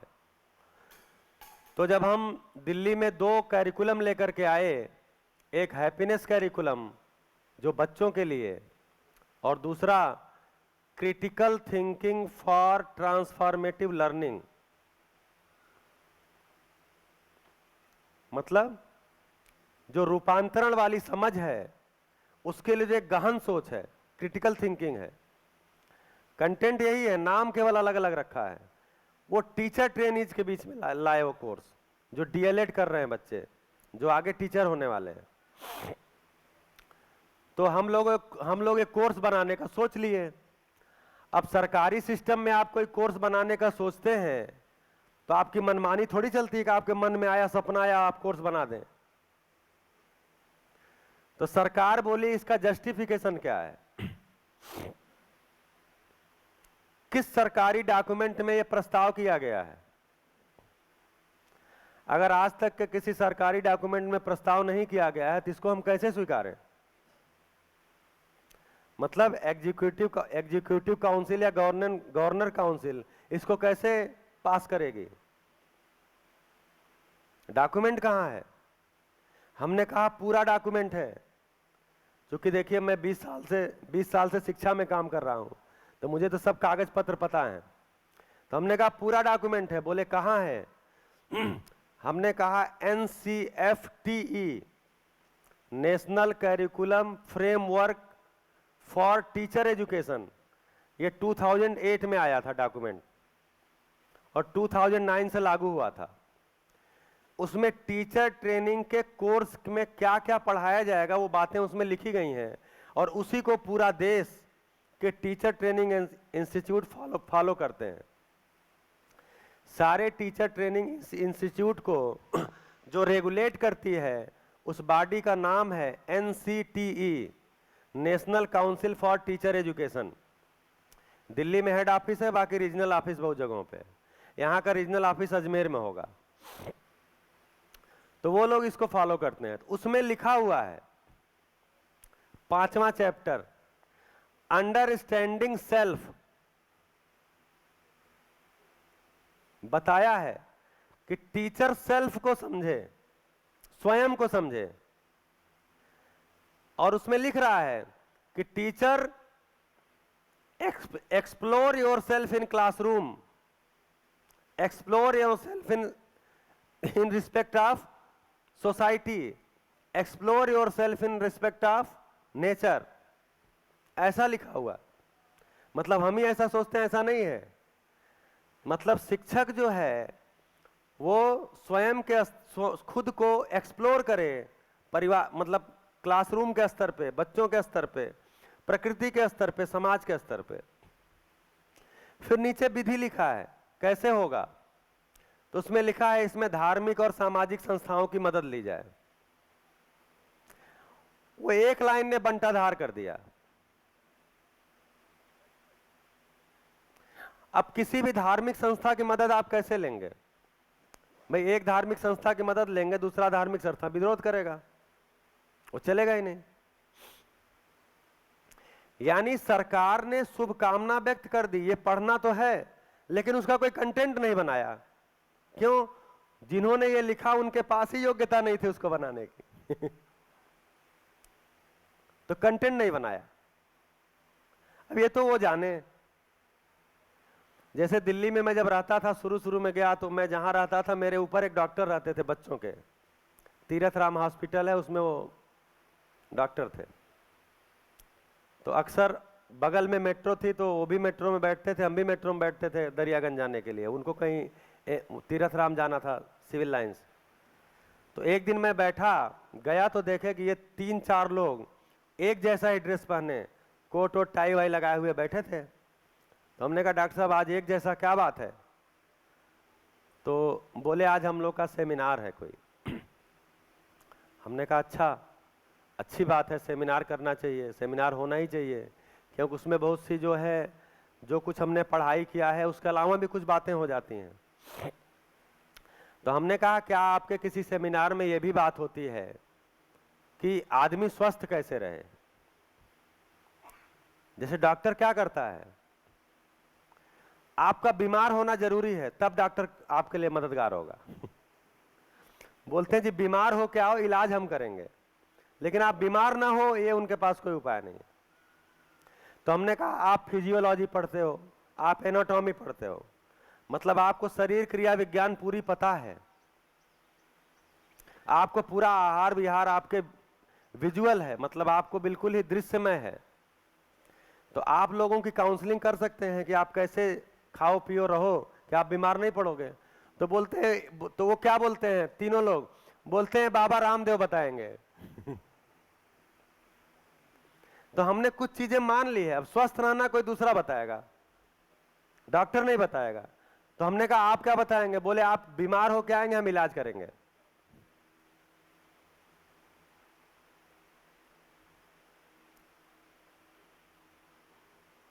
तो वही हाल है। अब उसमें कंटेंट तो डाल दिया, अंडरस्टैंडिंग सेल्फ, लेकिन कंटेंट बनाने वाला कोई है ही नहीं सिस्टम में। तो हम वो कंटेंट बना करके रखे और उसमें कोई धर्म नहीं, कोई संस्था नहीं, कोई समुदाय नहीं, क्योंकि आज तीसरा दिन है, बात हो रही है, इसमें किसी पूजा पद्धति, किसी कर्मकांड, किसी धर्म की, किसी किताब की, किसी शास्त्र की, किसी महापुरुष की बात हुई है। तो सच्चाई जैसी है वैसी कही जाए, इसीलिए पहले दिन बोला था दर्शन का मतलब क्या है, जो चीज जैसा है उसको वैसा ही देख लिया जाए और संवाद पूर्वक देख लिया जाए। इसके लिए कोई आवश्यक नहीं होती कि किसी का नाम लाया जाए, कोई किताब बीच में लाई जाए।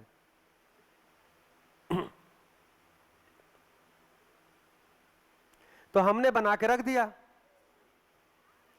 फिर हैप्पीनेस कैरिकुलम का जस्टिफिकेशन, तो हमने एनसीएफ 2005 रख दिया।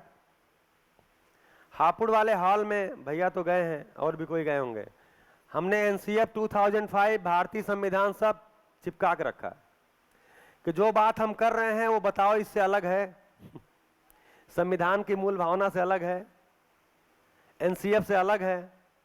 तो 5वें-6वें दिन बोलते हैं जी यही है जो यहाँ लिखा हुआ है। तो उसमें कामना व्यक्त की गई है, हम उसका प्रैक्टिकल बता रहे हैं, वो केवल शुभकामना व्यक्त कर दी है। तो बोले हैप्पीनेस कैरिकुलम का, तो हमने एनसीएफ 2005, क्योंकि उसी आधार पर अभी तक शिक्षा व्यवस्था है। उसमें एक चैप्टर है education for piece and harmony, उसमें लिखा हुआ है कि बच्चे उत्सव पूर्वक जीना सीख जाएं, इसके लिए शिक्षा है।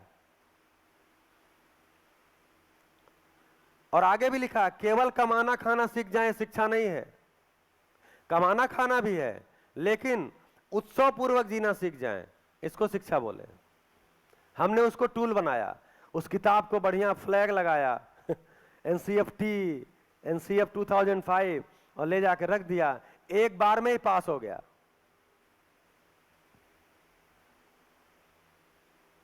तो डॉक्यूमेंट है, शुभकामना व्यक्त की गई है। जब पहला एनसीएफ आया था सन 1975 में, तो उसमें भी मूल्य शिक्षा की बात की गई थी। उसमें भी कहा गया था आदमी साथ में कैसे जी सकें, इसकी बात की गई थी। तो कुल मिला के अगर स्वयं को नहीं समझते हैं तो ये किसी को समझ नहीं पाएंगे।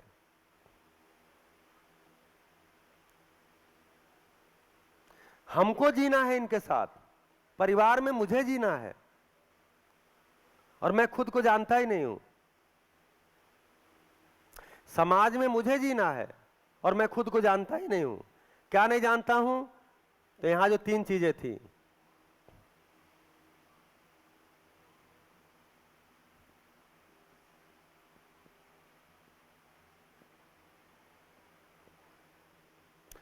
ये सब के साथ यही प्रश्न लगेगा, मैं क्या हूं और मैं क्यों हूं और मेरा जीना कैसे होगा। परिवार क्या है, परिवार क्यों है, परिवार में जीना कैसे होगा। समाज क्या है, समाज क्यों है, समाज में जीना कैसे होगा। प्रकृति क्या है, प्रकृति क्यों है, प्रकृति में जीना कैसे होगा। अस्तित्व क्या है, अस्तित्व क्यों है, अस्तित्व में जीना कैसे होगा। जब भी उत्तर ढूंढने जाएंगे इन्हीं 3 प्रश्नों के उत्तर, इसीलिए बोला इन्हीं तीनों को मिला के बोलते हैं समाधान, जो उधर लिखा है।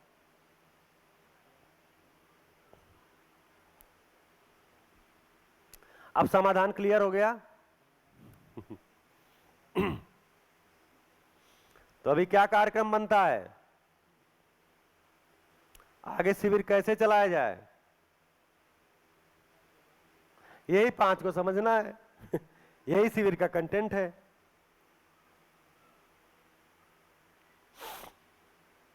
तो शुरुआत करेंगे स्वयं के स्तर पर व्यवस्था को समझना।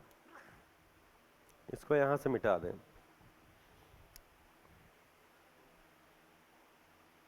थोड़ा बड़ा इसलिए लिख रहे हैं कि कैमरे में आ जाए और जो आगे बैठे हैं उनको भी दिख जाए, क्योंकि सभा जो है ना ये हमारे त्यागराज स्टेडियम टाइप लग रही है। हम लोग त्यागराज स्टेडियम दिल्ली में है, तो उसमें एक साथ 3500 4000 लोगों को बिठाते हैं, और ऐसे ही एक किनारे मंच रहता है, 3-4 बोर्ड रहते हैं और हर तरफ लोग बैठे रहते हैं। तो कुछ शिक्षक संगठनों ने विरोध किया, बोले अब स्टेडियम में पढ़ाई होगी। माने स्टेडियम खेलने की जगह है, अब आप वहां पढ़ाई करते हो, तो खेलना भी किस लिए पता ही नहीं है। तो खेलना किस लिए, इसलिए उसको समझना पड़ता है, उसके लिए स्टेडियम को यूज करना पड़ता है।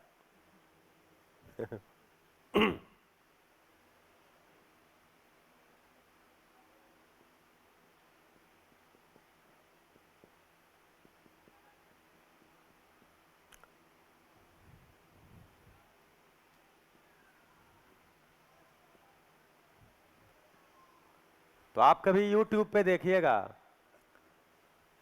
Ensuring values through education, Thyagaraj stadium, तो आपको पूरा दृश्य दिखेगा। पूरा सेशन इंटरैक्टिव होता था। जैसे सोम भाई रखते थे प्रस्ताव को, या हम में से जिसको भी जिम्मेदारी मिलती थी, रख दिया, 1 घंटे बात किए, उसके बाद लगभग 40-50 माइक रहते थे। तो अलग अलग सेक्टर में जहां से, अच्छा सारे माइक ऑफ रहते थे, ऑफ रखना जरूरी होता था। फिर जहां से हाथ उठाया उस एरिया का माइक यहां से ऑन होता था। हाँ, नहीं तो कई एक साथ बोलेंगे ना, फिर 4000 में कैसे संभालेंगे आप। तो इंटरैक्टिव सेशन होता था, आप कभी भी यूट्यूब पे देखिएगा। उसके जीवन विद्या शिविर भी लिखेंगे त्यागराज तो पता चल जाएगा, लेकिन वो शुरुआत में हम लोग इस नाम से शुरू किए थे, एंश्योरिंग वैल्यूज थ्रू एजुकेशन। हाँ जी, तो शुरुआत कहां से करेंगे, स्वयं में व्यवस्था को समझना। अब जीवन विद्या शिविर शुरू हुआ है।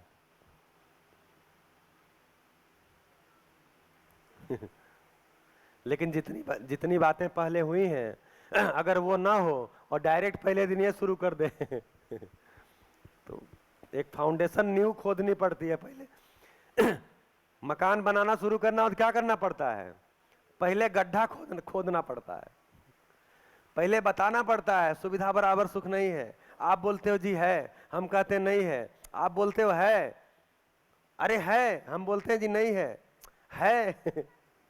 हम बोलते हैं जितना चाहते हो उतना नहीं है, आप निरंतर चाहते हो नहीं है। तो क्या कर रहे हैं, पहले गड्ढा खोदते हैं। गड्ढा खोदने के बाद फिर उसमें मटेरियल डालते हैं, खंबा खड़ा करते हैं। जब फाउंडेशन तैयार हो जाता है तब मकान का बिल्डिंग ब्लॉक लगाना शुरू करते हैं। तो अब फाउंडेशन तैयार हो गया है, अब शिविर शुरू होगा। इसको किया जाए, स्वयं को समझा जाए। जय, हाँ, उसके बिना काम ही नहीं चलेगा। चलिए, तो स्वयं को समझने से शुरुआत हम करेंगे, अपनी आवश्यकताओं से ही करेंगे। मेरी आवश्यकताएं क्या क्या हैं। जब क्या क्या है बोल रहे हैं तो बाकायदे नाम लिख के बताइए क्या क्या है। और इसमें माइक बहुत नहीं दौड़ पाएगा, थोड़ा जोर से बोलेंगे तो आ जाए, क्योंकि अलग अलग बहुत सारी आएंगी। बोलिए, मेरी आवश्यकताएं। रोटी। रोटी, कपड़ा, मकान। हाँ, तो जितने भी शिविर हुए पहले यहीं से शुरू होता है। अब रोटी कितने तरह की। आपका केवल रोटी से काम चलेगा कि पूरी भी चाहिए, पराठा भी चाहिए? हाँ, तो इसमें वैरायटी। और आगे रोटी, कपड़ा, मकान के बाद? हाँ जी। हवा।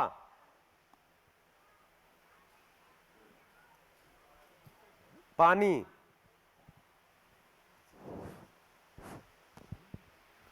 हाँ, नमस्कार भैया जी। हर रोज इच्छा। शिक्षा। शिक्षा। हर रोज कर्म करना। कहाँ है? यस, हर रोज कर्म करना। नहीं, चाहिए क्या, आवश्यकता क्या है? कर दवाई दवाई मेडिसिन। दवाई। हाँ। सुविधा। अपनी जरूरतें बताइए, सुविधा मत बताइए। सुविधा क्या है? सुविधा बंधा हुआ लड्डू है। उस लड्डू को तोड़ के बताइए।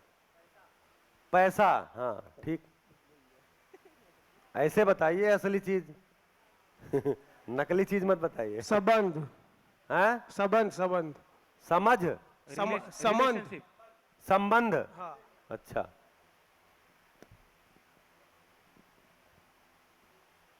मशीनों। और संबंध में क्या चाहिए?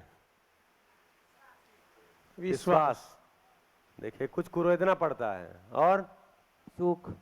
सम्मान भी। और बताइए। पद। सुख। सुख। सुख। पद। पद। गाड़ी। प्रतिष्ठा। प्रतिष्ठा मतलब सम्मान ही ना। और आत्मसम्मान। आत्मसम्मान, ये एक तो दूसरे सम्मान का का साथ। हिस्सा हो गया। लिख भी देते हैं आत्मसम्मान। हाँ? हेलो, एक दूसरे का साथ। मकसद, एम, उद्देश्य। हाँ, चलिए, उद्देश्य चाहिए, उद्देश्य होता है। हेलो, मतलब कोई रियलिटी हो। उद्देश्य मतलब क्या उद्देश्य है वो बताइए। वो रियलिटी होनी चाहिए ना। मोबाइल। जैसे सम्मान बोल रहे हैं तो सम्मान रियलिटी है। उद्देश्य बोल रहे हैं तो कोई रियलिटी नहीं पकड़ में आती।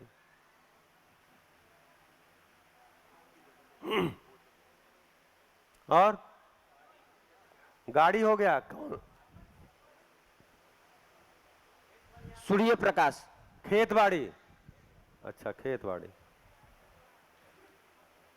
अनुशासन। सूर्य का प्रकाश।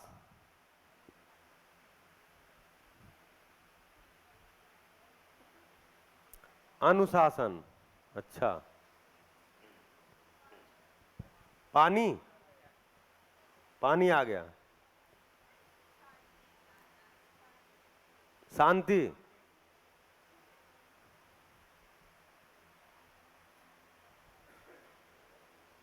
और एसी, टीवी। आप सही रास्ता पकड़े हैं। आप समझ। समझ। रियलाइजेशन। हैं? रियलाइजेशन। रियलाइजेशन वो समझ ही हुआ ना, अनुभव। रियलाइजेशन माने अनुभव। ठीक है। अनुभूति। अनुभूति। ठीक है। मोबाइल लिख दिए। कौन वाली मोबाइल? आपका दूसरा है? और लॉयल्टी, प्रेम, प्रेम, प्रेम वो लव वाला ना। हाँ। नहीं, हमको लगता प्रेम नाम का कोई व्यक्ति होगा जो आपको चाहिए। इंटरनेट,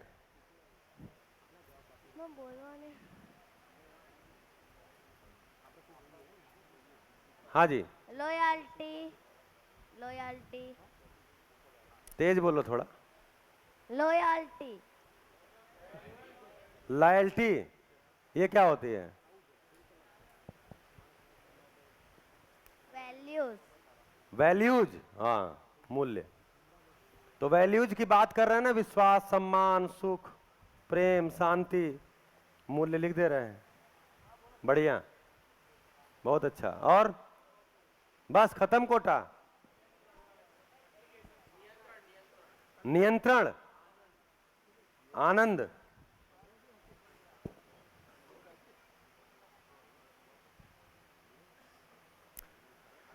नियंत्रण, ये तो नियम ही है ना, नियंत्रण।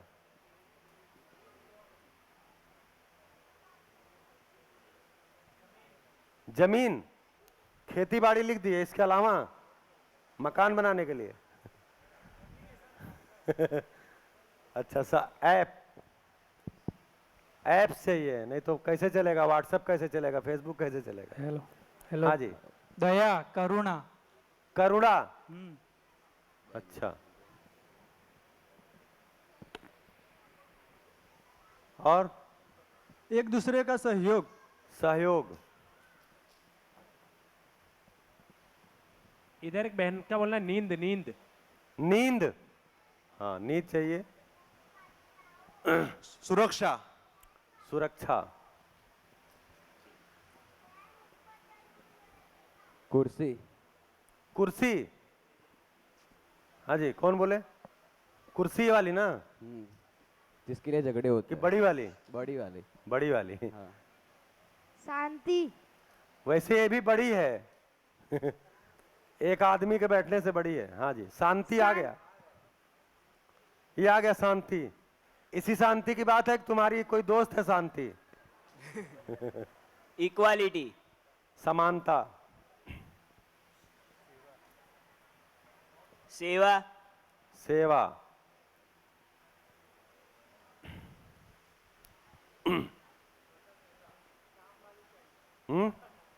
काम वाली, न्याय, तो एक परिवार में, हाँ, न्याय लिख के एक घटना सुनाते हैं, इन्होंने अच्छा बोल दिया। एक परिवार में विवाह हुआ एनवायरमेंट, बेटी का, हाँ एक मिनट, अभी और पूछ रहे हैं। बेटी का विवाह हुआ तो बढ़िया से विवाह संपन्न हुआ, अतिथियों का अच्छा सत्कार हुआ, जो आए उनको खाना पीना बढ़िया हुआ, बेटी को खूब ज्यादा उपहार भी दिया गया, मतलब अब दहेज नहीं बोलेंगे। तो उपहार भी दिया गया, जितनी मतलब लगता था, ज्वेलरी, गाड़ी, सब कुछ दिया गया, और जितने भी सामान होते हैं उपयोग के सब दिए गए। उसके बाद विदाई होने लगी।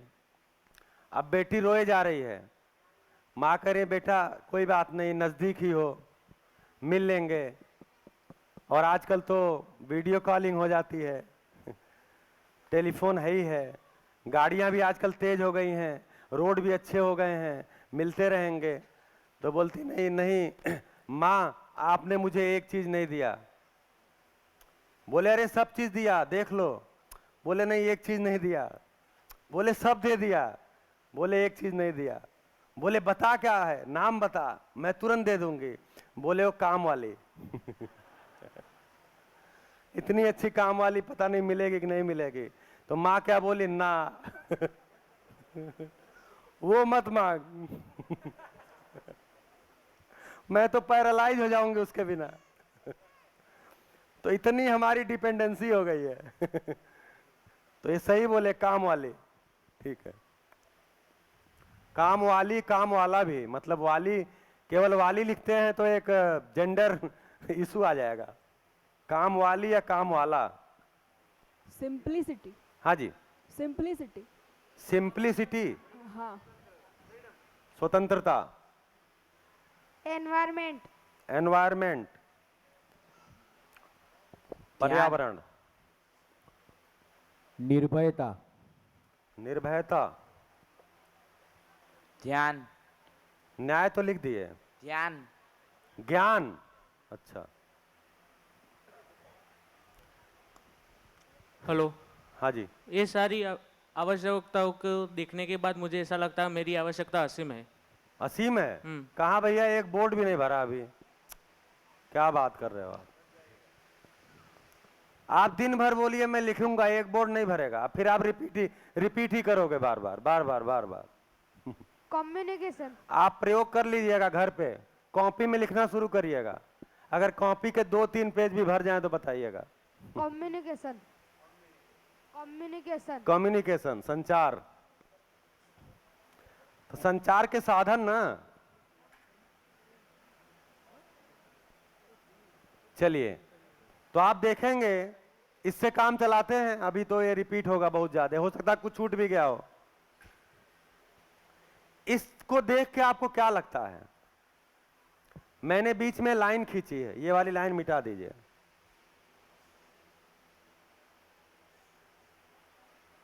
मैंने यहां बीच में लाइन खींची है,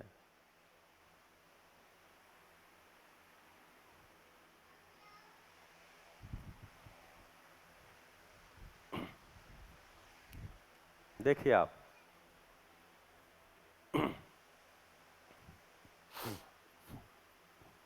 शायद आप लोग को बोर्ड नहीं दिख रहा होगा।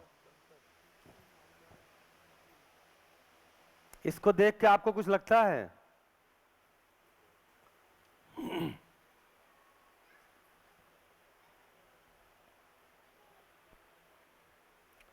ये वाली घड़ी खराब हो गई है, कुछ सेल का प्रॉब्लम है। हाँ जी, एक्चुअली आप, मेरा ध्यान चला गया तो उसमें अभी 9 ही नहीं बजा है। हाँ जी, आपको कुछ दिखता है इसको देख के? कोई कुछ कुछ ध्यान जा रहा है? हाँ जी भैया, वो जो लेफ्ट साइड लिखी है सब, वो फिजिकल प्रॉपर्टीज दिखती है, मतलब साधन है वो। कौन सा? साधन से आएगी ये रोटी, ये? कपड़ा, मकान। हाँ, और ये? वो सब भाव है, अंदर से आने वाली चीज है। चाणक्य। हाँ, एक बात यहां से निकल के आई कि जो ये बॉक्स नंबर 1 है ये सुविधा है, बॉक्स नंबर 2 है ये भाव है। सर वो कल आपने किया था ना जिंदा रहना और जीना, हाँ उसमें जो जो आया था ना वो इसमें भी है। हाँ, ये जिंदा रहने का सामान है और ये जीने का। Yes sir. बढ़िया, बहुत बढ़िया। तो ये ध्यान जाने से क्या जाता है? ये सुविधाएं हैं और ये भाव है, इससे आपका ध्यान क्या जाता है?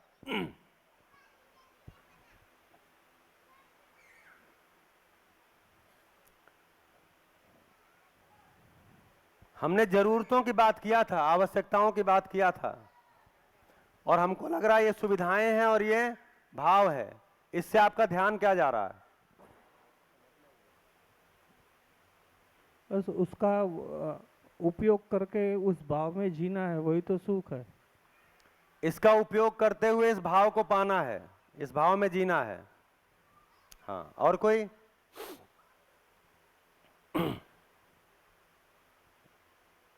हाँ जी, इधर दीजिए माइक।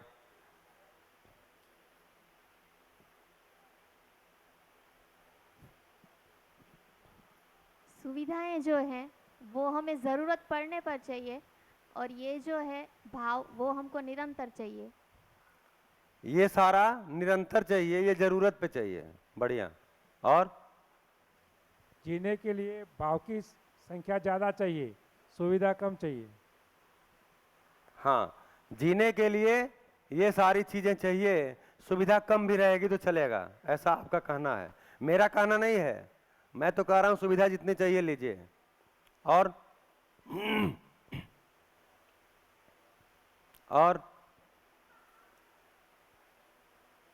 चलिए, हाँ जी, नियति को दीजिए।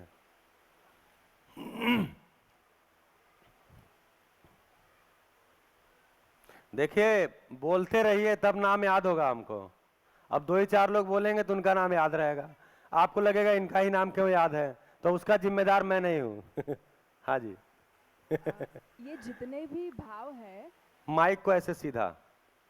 अच्छा हाँ, ये सभी जो भाव हमने लिखे यहाँ पर और ये जो सुविधाएं सब हमने लिखी, तो भाव की सुविधा जो है वो बाय प्रोडक्ट है। सुविधा का बाई प्रोडक्ट है भाव? नहीं, भाव का बाय प्रोडक्ट सुविधा है। सुविधा है। हाँ। अच्छा, ये आपका मूल्यांकन है। हाँ। चलिए ठीक है। हाँ जी। हेलो। कहाँ पर? हाँ। जो सुविधा है वो बाहर की चीज़, मतलब जो पहला है वो बाहर से मिलता है, बाहर का है, और जो सेकंड वाला है जीना में, वो मेरे अंदर, मेरे में है। हाँ, ये मेरे में पहचानना होता है और ये पाना होता है बाहर से। हेलो। आपका वही सेम मिल गया, मैच हो गया, मित्रता पहले से है, आज करेंगे। हाँ जी, कहाँ पर? सीम है। हाँ, ये सारी जो है वो सीमित होंगी और ये असीम होंगी, और ये हमको असीम ही चाहिए भी।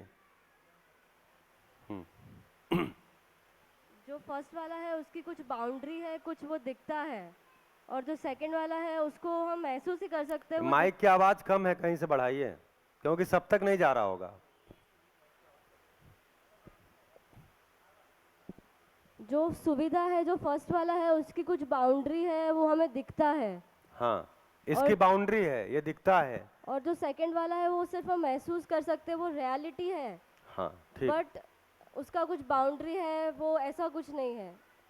बढ़िया। वो पीछे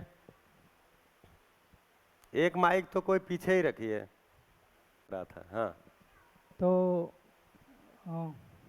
મેં એવું વિચાર્યું છે કે આજના યુગનો માણસ એવો થઈ ગયો છે કે હરણ હોય ને, હરણ એ પોતાના જે સુગંધ હોય એની શોધમાં બહાર ફરે જાય એ સુગંધને શોધવા માટે, પણ ખરેખર એ સુગંધ તો આપણી અંદર જ પડેલી છે. મતલબ જે બીજા નંબરના પોઈન્ટ છે આપણી અંદર પડેલા છે, પણ આપણે એને જોયા જ નથી, અને પેલા પોઈન્ટને આપણે બરોબર ઉપયોગ કરીએ છીએ. बताइए भैया क्या बोल रहे हैं? मतलब मैं हाँ, कि बेसिकली वही बोल रहे हैं कि जो सेकंड पार्ट है वो अपने अंदर ही है। हाँ। और हम लोग जो ढूंढ रहे हैं वो बाहर ढूंढ रहे हैं कुछ ना कुछ, वो ये एक के स्तर से। ठीक ठीक है, बढ़िया। यस, जो पहले वाला हो है वो सब पैसों से खरीदा जा सकता है, और दूसरे वाला है वो मनुष्य के अंदर सब भाव होते हैं। हाँ, जैसे आपने लिखा है सम्मान, विश्वास है, बहुत मनुष्य बढ़िया। को कोई इसमें इसको पैसे हम नहीं खरीद चुकाना सकते पड़ता। हैं। यस पैसे से यस सर। इसका उत्पादन कर सकते हैं, खरीद सकते हैं। इसका ना तो उत्पादन कर सकते हैं ना खरीद सकते हैं। बहुत अच्छा, बहुत बढ़िया। ये दूसरा वाला है ना, वो व्यक्ति का व्यक्तित्व बताता है, जैसे आप अच्छे हो या बुरे हो, लेकिन वो आपका व्यक्तित्व बताता है। बढ़िया इसके लिए आपको कोई खरीद फरोख्त नहीं करनी पड़ती। Thank you. जी। तो कुल मिलाकर के इन सब चीजों से ध्यान कहाँ जाता है? हाँ जी, कोई बोल रहे हैं? आशीष। पहले वाला है वो हार्डवेयर की ज़रूरत है, और दूसरे वाला है सॉफ्टवेयर की ज़रूरत है, मतलब जीवन की ज़रूरत है। पहले हाँ। वाला शरीर की ज़रूरत है, और पहले वाले में सुख क्षणिक रहेगा और दूसरे वाले में निरंतर सुख रहेगा। नहीं, अभी नामकरण करने से थोड़ा सा बच रहे हैं, ठीक है, उस पे आ रहे हैं हम, क्योंकि आप जब बोल देंगे तो नाम ले लेंगे तो पता नहीं वो क्या चला जाएगा। तो ये क्वांटिटेटिव है। हाँ, ये क्वांटिटेटिव है और ये क्वालिटेटिव है। बढ़िया जी। दूसरे वाला जो है वो हमारे अस्तित्व की पहचान दिलाता है हमें। हाँ, बढ़िया। तो ध्यान क्या जा रहा है कि मानव को स्पष्टतः दोनों की जरूरत है। इसकी जरूरत, इसको हटा दिया जाए तो काम चलेगा? ये सारी चीजें हटा दी जाएं, न उपलब्ध कराई जाएं, तो आदमी का काम चलेगा? और ये हटा दिया जाए तो चलेगा? नहीं चलेगा। यानी पहली चीज सारी बातों से स्पष्ट हो रही है कि मानव की ये दोनों प्रकार की जरूरतें हैं, दोनों प्रकार की जरूरतें हैं। तो जो शुरू में हमने लिखा था सुविधा भी चाहिए और सुख भी चाहिए, तो क्या इसको बोल रहे हैं? इसको बोल रहे हैं भौतिक, फिजिकल, और इसको बोल रहे हैं भाव। भौतिक और भाव में क्या अंतर होता है? भौतिक चीजें जैसे बोल रही थी सीमा होती है, अर्थात भौतिक चीजें इंद्रियों की पकड़ में आती हैं, नाक से, कान से, आंख से, हाथ से, पैर से, मतलब दिखती हैं, छू सकते हैं, पकड़ सकते हैं, तो ये इंद्रियों की सीमा में आती हैं, तो उसको भौतिक बोलते हैं। जो इंद्रियों की सीमा में नहीं आती उसको भाव बोलते हैं। तो मानव की दो तरह की जरूरतें हैं, भौतिक और भाव, और दोनों ही जरूरतें हैं। भौतिक भी जरूरी है और भाव भी जरूरी है। अब इसमें देखिए, जैसे एक एग्जाम्पल को देखिए, इसको ऐच्छिक बोलते हैं, इसको अनैच्छिक भी बोलते हैं। मतलब जैसे अपने में क्रियाओं को देखें, इसको जो आवश्यकताओं से हट के थोड़ा सा मैं अपने में क्रिया को देखूं, तो मेरे में कुछ ऐच्छिक क्रियाएं होती हैं, कुछ अनैच्छिक होती हैं। ऐच्छिक मतलब मेरी इच्छा से होती हैं, अनैच्छिक मतलब अपने आप होती हैं। जैसे हार्ट पंप करना अपने आप होता है, ऐच्छिक नहीं है। माने आप अपनी इच्छा लगाएंगे तो कुछ गड़बड़ी है। हाँ, धमनियों में खून का घूमना अपने आप है। किडनी का काम करना, लीवर का काम करना, आंतों का काम करना, ये सब क्या है? श्वास का आना जाना, ये सब क्या है? अपने आप है। भूख लगना, भूख लगना अपने आप है। तो कुछ चीजें मेरे में अपने आप होती हैं। जैसे कुछ, अभी इसको टिकाएंगे कहां? अभी आगे लाके इस पे टिकाएंगे।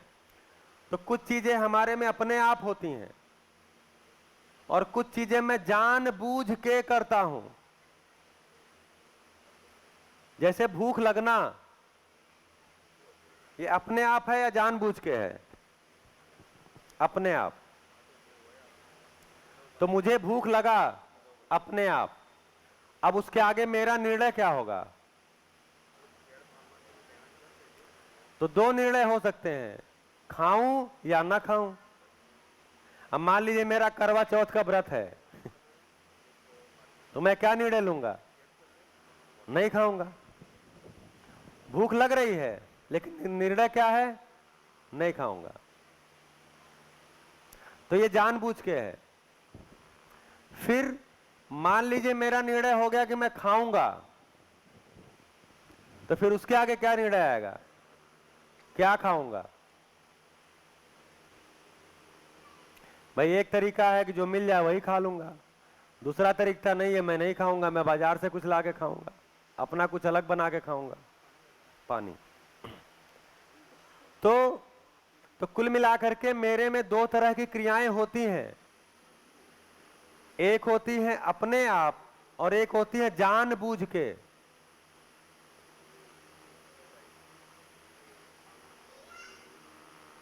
उसी प्रकार के मेरे में दो तरह की आवश्यकताएं हैं।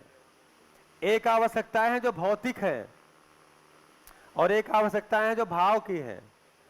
तो जो भी जानबूझ वाली है, तो जानबूझ में क्या रहता है? डिसीजन रहता है, वस्तु नहीं रहता।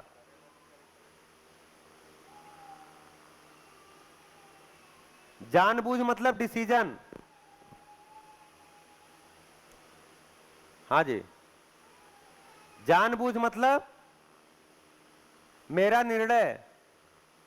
तो निर्णय रूपात्मक है कि अरूपात्मक है? डिसीजन मूर्त है कि अमूर्त है? अमूर्त है। भाई मुझे भूख लगी, अब मेरा निर्णय है नहीं खाना है, तो ये निर्णय अपने आप में मूर्त है कि अमूर्त है? अमूर्त है। ध्यान जा रहा है आपका? ध्यान जा रहा है? मूर्त मतलब जो इंद्रियों की सीमा में आए। हाँ, जिसका कोई आकार होता है, कोई रूप होता है। समझ नहीं आई है मूर्त अमूर्त। हाँ, वो शब्द का ही थोड़ा फंस गया। रूप और अरूप समझ में आता है। जिसका आकार हो वो रूप, हाँ, जिसका कोई रूप हो, आकार हो, हाँ जो इंद्रियों की सीमा में आए जी। और जिसका कोई रूप ना हो, आकार ना हो। जैसे इधर जितनी भी चीजें उनका कोई रूप और आकार नहीं है, तो ये अमूर्त है। मतलब ये इंद्रियों की सीमा में नहीं आते। ये अमूर्त मूर्त छोड़ देते हैं, ये अरूपात्मक हैं। अरूपात्मक है और ये सारी रूपात्मक है। मतलब जिसको फील करना है वो, जिसको जो फील है, जो फीलिंग है वो अरूपात्मक है, इसका रूप नहीं होता। जैसे प्यार का रूप नहीं होता जी। प्यार की साइज भी नहीं होती। मैं आपको प्यार करता हूं, मैं बहुत प्यार करता हूं। कितना प्यार करता हूं? तो मैं आपको 15 फीट की गाड़ी लाके देता हूं, तो मैं आपको 15 फीट का प्यार करता हूं। मैं आपको 4 कमरे का मकान भेंट करता हूं, तो मैं आपको 4 कमरे वाला प्यार करता हूं। तो प्यार की कोई साइज होती है? तो छोटी वाली अंगूठी देता हूं तो उस साइज का प्यार है, बड़ी अंगूठी देता हूं तो थोड़ा बड़ा प्यार है। तो प्यार आपको थोड़ा बहुत चाहिए, छोटा बड़ा चाहिए कि प्यार चाहिए? तो प्यार की कोई साइज नहीं होती। अर्थात ये जितनी भी चीजें हैं, इनका कोई रूप नहीं होता। तो एक्चुअली मेरे में जो क्रिया हो रही है वो भी 2 तरह की हो रही है। मेरी आवश्यकताएं तो 2 तरह की हैं, भौतिक है और भाव है। मेरे में क्रिया भी 2 तरह की हो रही है। एक क्रिया है जो रूपात्मक है, एक क्रिया है जो अरूपात्मक है। जैसे निर्णय जानबूझकर, उसका परिणाम रूपात्मक होगा, लेकिन जो निर्णय लिया वो अरूपात्मक था। जैसे अभी आप यहां बैठे हुए हैं, अभी हमको पता नहीं चल रहा है कि इसके बाद निकल के आप कहां जाएंगे। आपको भी अभी विचार में ही पता है, शरीर से नहीं पता है। लेकिन क्या हुआ, आप निर्णय लिए और उठ के बाहर गए। तो मैं बोला इसका मतलब है जिनको बाहर जाना था। लेकिन जब गए तो उसका रिजल्ट हमको दिखा, निर्णय नहीं दिखा। किसी का डिसीजन दिखता है? नहीं दिखता। उस डिसीजन से जो होता है वो दिखता है। तो कुल मिलाकर के मेरे अंदर 2 तरह की क्रियाएं हैं और उन 2 तरह की क्रियाओं की आवश्यकताएं भी 2 तरह की हैं। इसलिए मेरा ये ध्यान जा रहा है कि नहीं जा रहा है कि मैं केवल शरीर नहीं हूं। ये सारी जरूरतें शरीर की हैं, इसमें से एक भी जरूरत शरीर को नहीं है। शरीर को भूख लगे तो खाना चाहिए, प्यास लगे तो पानी चाहिए। अब कोई कह रहा भूख लगी है, आप कहिए मैं आपको बहुत प्यार करता हूं। कह रहा भूख लगी है, कल भी इसकी चर्चा हुई थी। प्यास लगी है, बहुत स्नेह करता हूं आपको। तो शरीर को स्नेह नहीं चाहिए, शरीर को इसमें से कुछ भी नहीं चाहिए। आनंद नहीं चाहिए, करुणा नहीं चाहिए, सहयोग नहीं चाहिए, सुरक्षा नहीं चाहिए। शरीर को सुरक्षा से कोई मतलब नहीं है। शरीर को जीने मरने से कोई मतलब नहीं है। मतलब किसको है? इसको है। तो इसको बोलेंगे मैं हूं और शरीर है। जीने मरने का चक्कर मुझे है, मेरे शरीर को नहीं है। निर्णय मैं करता हूं, मेरा शरीर कोई निर्णय नहीं करता।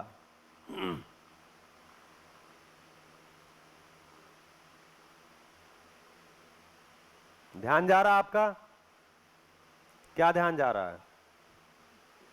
मैं केवल शरीर नहीं हूं, मैं सोचता हूं, मैं विचार करता हूं, मैं सुखी होता हूं, मैं दुखी होता हूं। मेरा शरीर नहीं सोचता, मेरा शरीर विचार नहीं करता, मेरा शरीर सुखी नहीं होता, मेरा शरीर दुखी भी नहीं होता। शरीर को अगर कोई दंड देता है तो सुखी दुखी कौन होता है? उस दंड से दुखी कौन होता है? मैं होता हूं, शरीर नहीं होता। मेरे शरीर में कहीं कट गया कुछ तो दर्द शरीर को होता है या मुझे होता है? हाँ जी, शरीर में चोट लग गई, कट गया तो दर्द किसको होता है? मुझे होता है या शरीर को होता है? आप जांच के देखिए, शरीर को नहीं होता, मुझे ही होता है। मेरे शरीर के आधार पे किसी ने मेरा अपमान किया तो अपमान शरीर को महसूस हुआ या मुझे महसूस हुआ? मेरे शरीर के आधार पे, मेरे पद के आधार पे, मेरे धन के आधार पे, मेरे बल के आधार पे अगर किसी ने मेरा सम्मान किया तो सम्मान शरीर को मिलता है या मुझे मिलता है? उसकी फीलिंग किसको होती है? मुझे होती है। तो कहां ले जाने की कोशिश की जा रही है? मैं केवल शरीर नहीं हूं, मैं शरीर के अलावा भी कुछ हूं और शरीर के साथ ही हूं, शरीर से अलग भी नहीं हूं। तो मैं हूं और मेरा शरीर है। बोलचाल की भाषा में बोलते भी हैं, देखो जी मेरे शरीर को चोट न लग जाए। ये हाथ किसका है? मेरा है। ये उंगली किसकी है? मेरी है। ये पैर किसका है? मेरा है। पेट किसका है? मेरा है। तो आप क्या है? ये मेरा शरीर है, ये मेरा कपड़ा है और ये मेरा शरीर है। इसका मतलब मैं भी कुछ हूं। सामान्यतः बोलचाल की भाषा में बोलते भी हैं, लेकिन उसको अलग रियलिटी के रूप में हमने पहचाना नहीं है, क्योंकि कोई अलग वास्तविकता है। अच्छा, पहचाना भी है तो केवल शब्द है मेरे पास। जैसे अगर बोला मैं आत्मा हूं तो कोई आत्मा का स्वरूप मेरे ध्यान में नहीं है। भैया कहां पर? ये मैं है क्या? हाथ खड़ा करिए। हाँ, ये मैं कौन है? मैं? हाँ, उसी पे तो बात करेंगे। पर वो कैसे पहचाना जाए मैं क्या है? अभी आपकी जिज्ञासा तो आए। मैं तो इतनी देर से जिज्ञासा ही पैदा कर रहा हूं। आपकी जिज्ञासा आए कि मैं है क्या, मैं है भी कि नहीं है। मैं शरीर नहीं हूं तो मैं है क्या? आपको क्या लगता है शरीर के अलावा भी कुछ है? नहीं, वो तो पूछ रहा हूँ है मैं क्या है। हाँ, पहले ये तो सेट हो कि आप केवल शरीर हैं कि कुछ और भी हैं। आप ही से पूछ रहे भैया। शरीर तो आपको क्या लगता है? शरीर तो हुई है ही। उसके साथ ही मैं भी कोई चीज है। हाँ, जो विचार करती है, जो सोचती है, जो सुखी दुखी होती है। जैसे मैं सुखी होता हूं तो शरीर के कौन से अंग में सुखी होता हूं? तो उसका कोई दूसरा नाम होगा, वो क्या है, अर्थ क्या है मैं का? हाँ, मैं को पहचाने कैसे? हाँ, तो मैं शब्द थोड़ा सा परंपरा में अच्छा नहीं माना गया। मैं मतलब अहंकार से जोड़ दिया गया, इसलिए इसको यहाँ इस कंटेंट में एक नाम दिया गया। सर जी। हाँ जी, यानी मैं यानी मन कहा जाता है। हाँ, मन कह सकते हैं। हाँ जी, देख लिया मैं। चाय का ब्रेक होने वाला है जी। जी दीदी, माइक बैठे बैठे।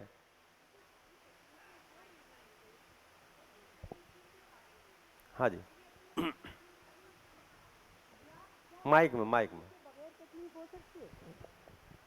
हेलो जी, फिर से एक बार। जी, मैं ये जानना चाह रही थी कि ये धीमे वाला माइक है। और रणजीत, अच्छा, अभी आ रही है? अभी आ रही। मैं ये जानना चाह रही थी कि मुझे जो भी तकलीफें हो रही, ठीक है, ये क्लियर हो गया कि मैं और शरीर अलग है, लेकिन मुझे जो भी तकलीफें हुई वो शरीर के कारण हुई।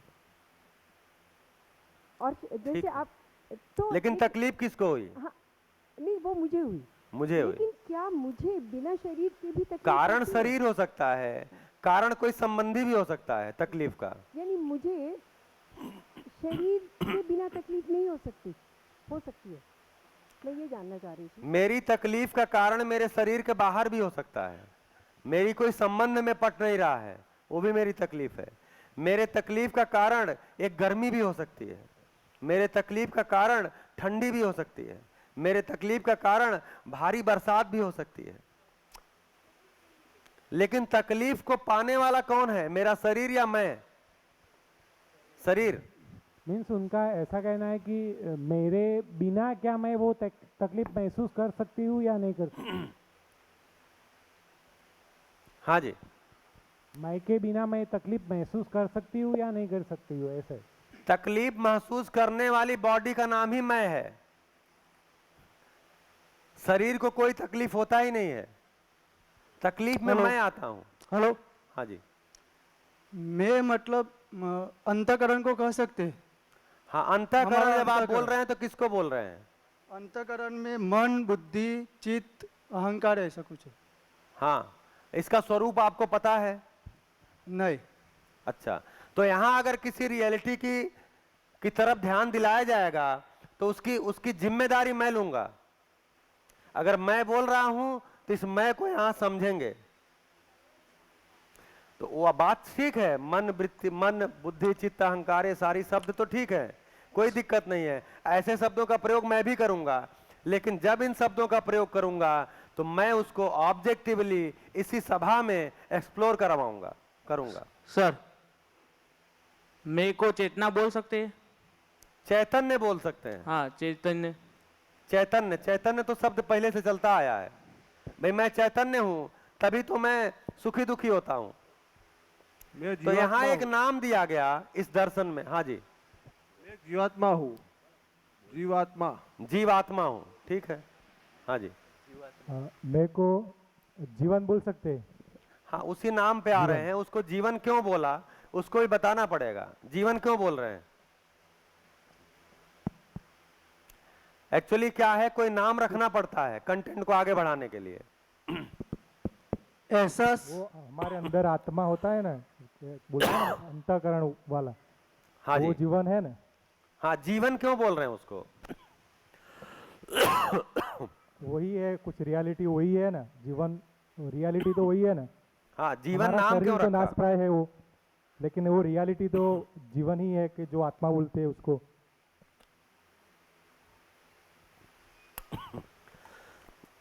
जैसे जीवन बोलते हैं ना, तो अभी जो जीवन के बारे में कहा गया है,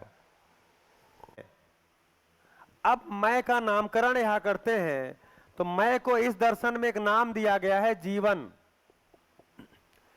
क्यों ये जीवन नाम दिया गया है? क्योंकि मैं जीना चाहता हूं। हाँ जी, मैं जीना चाहता हूं। मेरा शरीर जीना चाहता है ऐसा नहीं है, मैं जीना चाहता हूं। इसलिए जीना चाहता हूं, इसलिए एक नाम रखा जीवन। तो मैं को ही जीवन बोल रहे हैं। अब ये जीवन बोलना स्पष्ट हो जाएगा भैया। असगर भाई, क्या नाम है?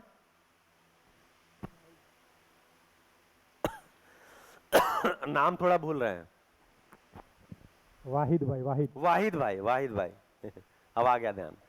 तो जो जीवन बोल रहे हैं ना, तो जीवन क्यों बोल रहे हैं? क्योंकि मैं जीना चाहता हूं, तो एक नाम रख दिया जीवन। जैसे कोई नाम रख के काम चलाना पड़ता है ना। आपका नाम वाहिद रखा गया तो सबको बताया गया कि इनका नाम वाहिद है। अब वाहिद बोलने से आप ही रिएक्ट भी करते हो, और जैसे ही वाहिद बोलेंगे शायद दूसरा कोई रिएक्ट नहीं करेगा। तो कुल मिलाकर इस कंटेंट में जो मैं है उसका एक नामकरण किया गया है, जीवन। तो आगे का कंटेंट जब हम चलाएंगे तो जीवन जब बोलेंगे तो समझ जाइए जो शरीर के साथ की रियलिटी है उसको बोल रहे हैं। अब वो है कि नहीं है तो किस स्वरूप में है, आज पूरे दिन उसी पे चर्चा करेंगे। एक दिन लगाएंगे पूरा, और अगर एक दिन में नहीं हुआ तो कल भी लगाएंगे, लेकिन निपटेंगे मैं से, क्योंकि सारी समस्या मैं के कारण है। लेकिन अभी तो शरीर को चाय चाहिए चाय लेके आते हैं।